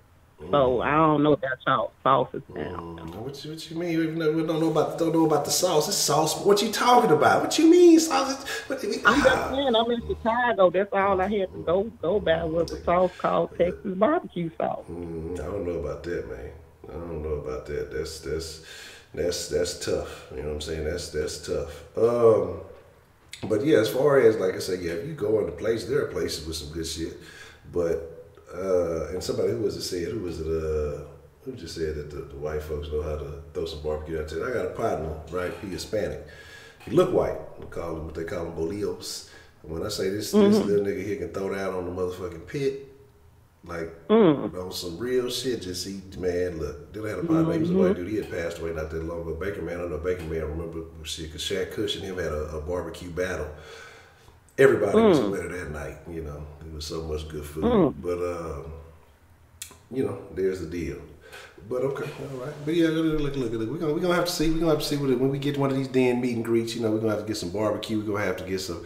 We're gonna have to get some type of action going on, man. We're gonna have to see what's really shaking. Man, you know y'all got this shit on lock. You trying to set people up, you know, because y'all known for barbecue and stuff. Texas barbecue. Yeah. Oh yeah. Alrighty. But here's the deal, Miss Rashida. I appreciate it. I appreciate your call and I appreciate your input. We finna finish this story. Did you hear the first part last night? Yeah, I heard the first part, and I know why he didn't call it in. Okay. Yeah, you was cheating. Yeah. Okay. Well, we finna get into part 2. Yeah. They won't get to the second part of it. I'm listening. I'll be there. Nah, really. Well, Miss Rashida, I appreciate your call. And I'll talk to you soon. Okay. All right. Take care. You too. Bye. All right. So we'll cut the line, right? Because I was on time tonight. I was in here. I only made y'all wait like 45 seconds before I booted up the intro. You know, I was on time, so I don't want to hear none of them shenanigans and nonsense. We're going to hit this 2-hour mark, but we're going to read this story. And I'm going to pull it up. See now, look, you know, we've been talking about trying to set up a den cruise eventually. But, you know, Prepaid Mike just came back from the cruise, and he just said it wasn't what it is. Now y'all got me wondering the question. We might have to stay on the land. We're going to have to figure something out. You know, the den on the cruise might not be in. We'll figure it out though. We're gonna do something special to unite the folks of the den somehow, some way. We'll figure it all out though. Let me see. Let me pull up part 2. But I ain't trying to stay no week on the water, period. Look, I got the best and the most. I got maybe 3 days. I give y'all a weekend. Excuse me. I don't know if I got too much more than that. All right. I hope y'all ready. Pull up a seat. Hope y'all got something good to drink. We are finna get into part 2 of the Brody B Chronicles. If you missed part 1, make sure you go back to the stream last night and catch the last, somewhere in the last 15, 20 minutes, I do believe it. We talked about it. So, let's get it. Brody B Chronicles part 2, the triangle transition. In part 1, I laid out the parameters and players in the triangle, being myself, number 2 who we'll call LF, and number 3 who we'll address as AP moving forward.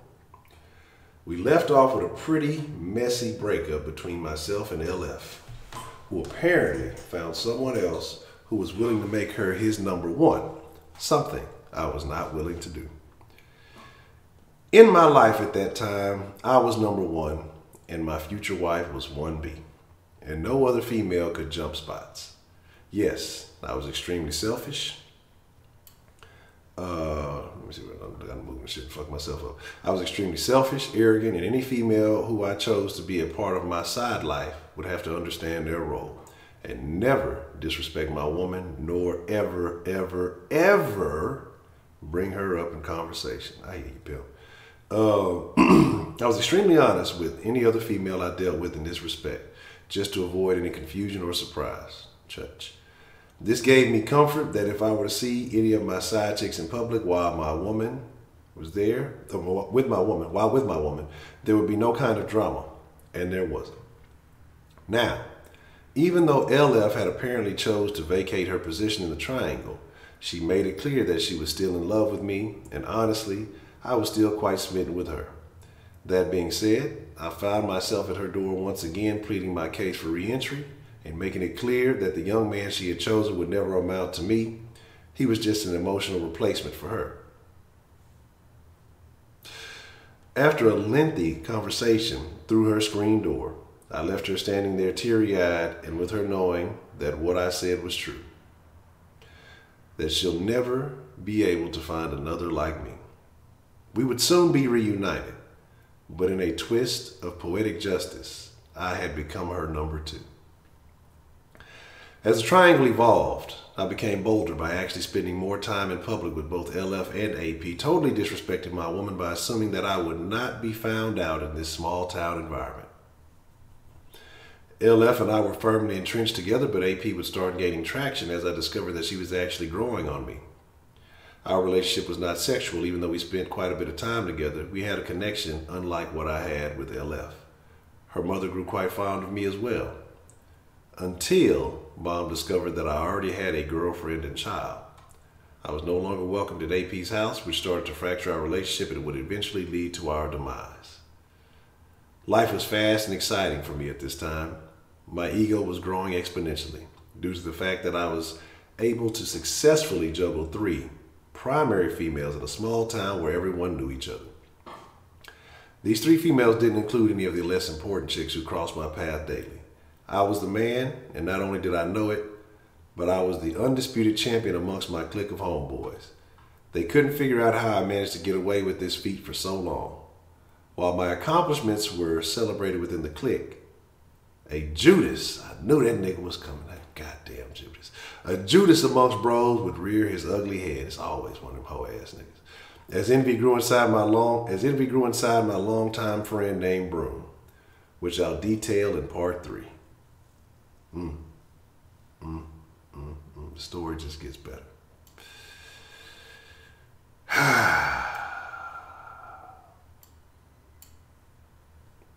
Brody B Chronicles is tough, man. Brody B Chronicles is tough, man. Hey, Missy Ann Davenport, welcome to the den. You probably caught it at the very If this is like the first time you ever slid in the den and you hearing this story, you're like, what is going on in here? But you got to go back and catch part 1. Welcome, Missy. Thank you for joining us in the den. We're all friends in the den, whether you agree, disagree. Everybody's opinion is appreciated. And, you know, if you are subscribed to the channel, you're now a denizen, den folk, friend of the den, degenerate. I think right now we'd be in some degenerates. But yeah, this story, man, look, Jack. It's like some elements that I can relate outside of the kid part. There are several elements that I can relate to at that time and at a young age in my life. It's like I see myself as some of these. Bet. I got you.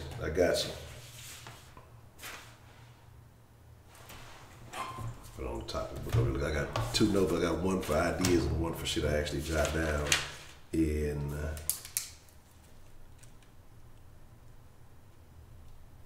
the den. And then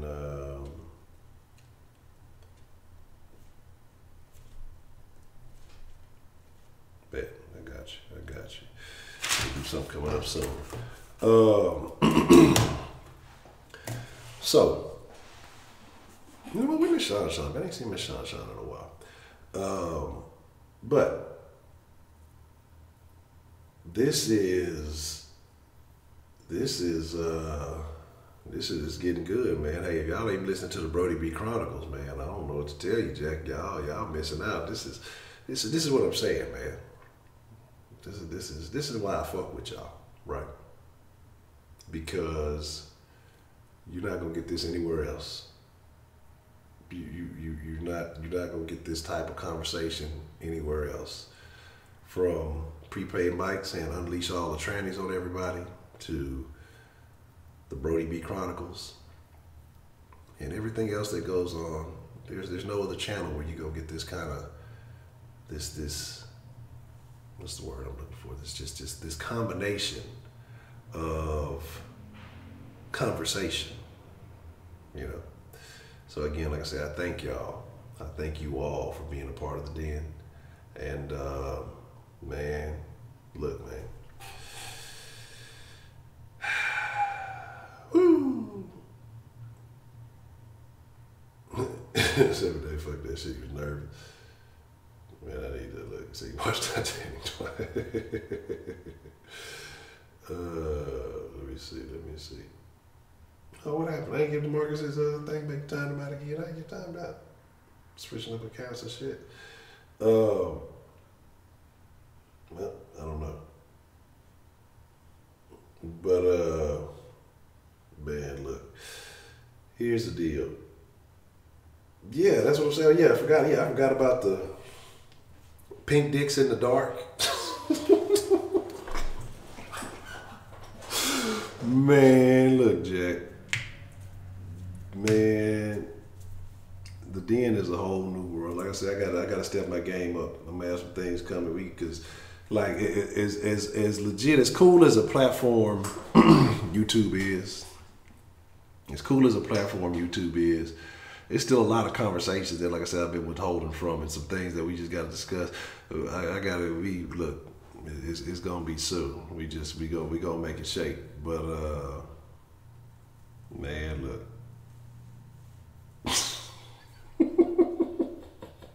So we gonna need that one on the next confession. Look, we gonna need to figure out how that one took place. I don't know. V done had some confessions. I think it's gonna be pretty tough to top. I think. Let me see that one.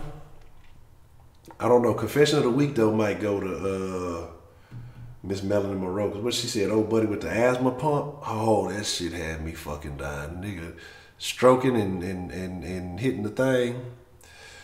That shit there was super tough, man.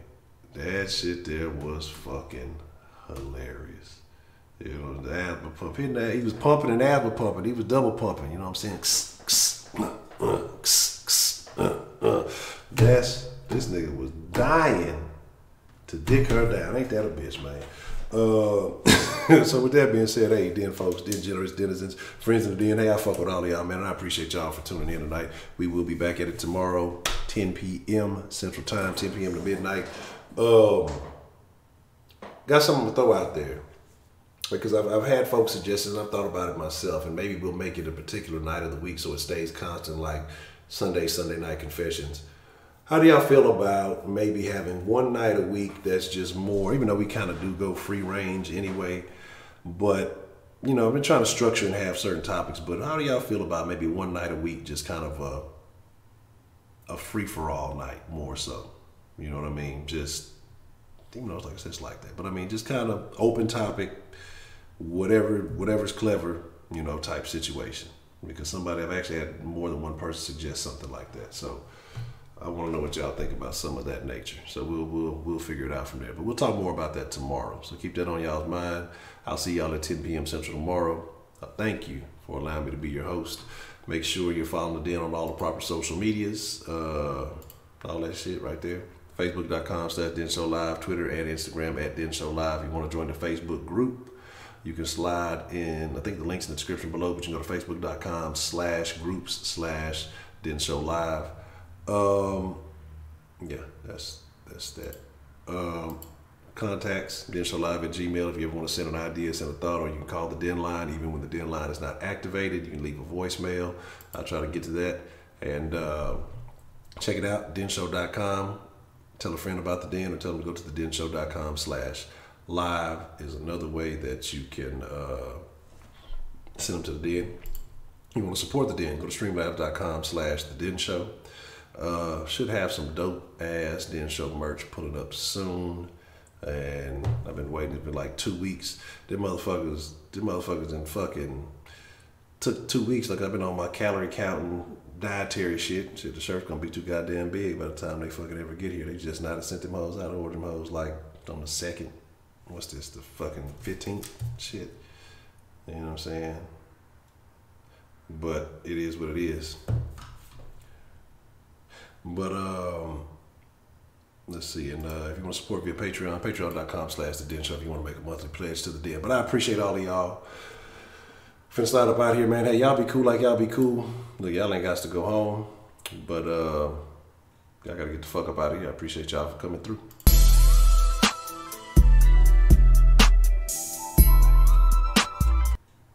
Y'all still in here? What y'all doing? Yeah, Brody B Chronicles 3, man. I don't know, man. That shit better than what's that shit all the women used to, that Zane shit. These stories good to the bitch.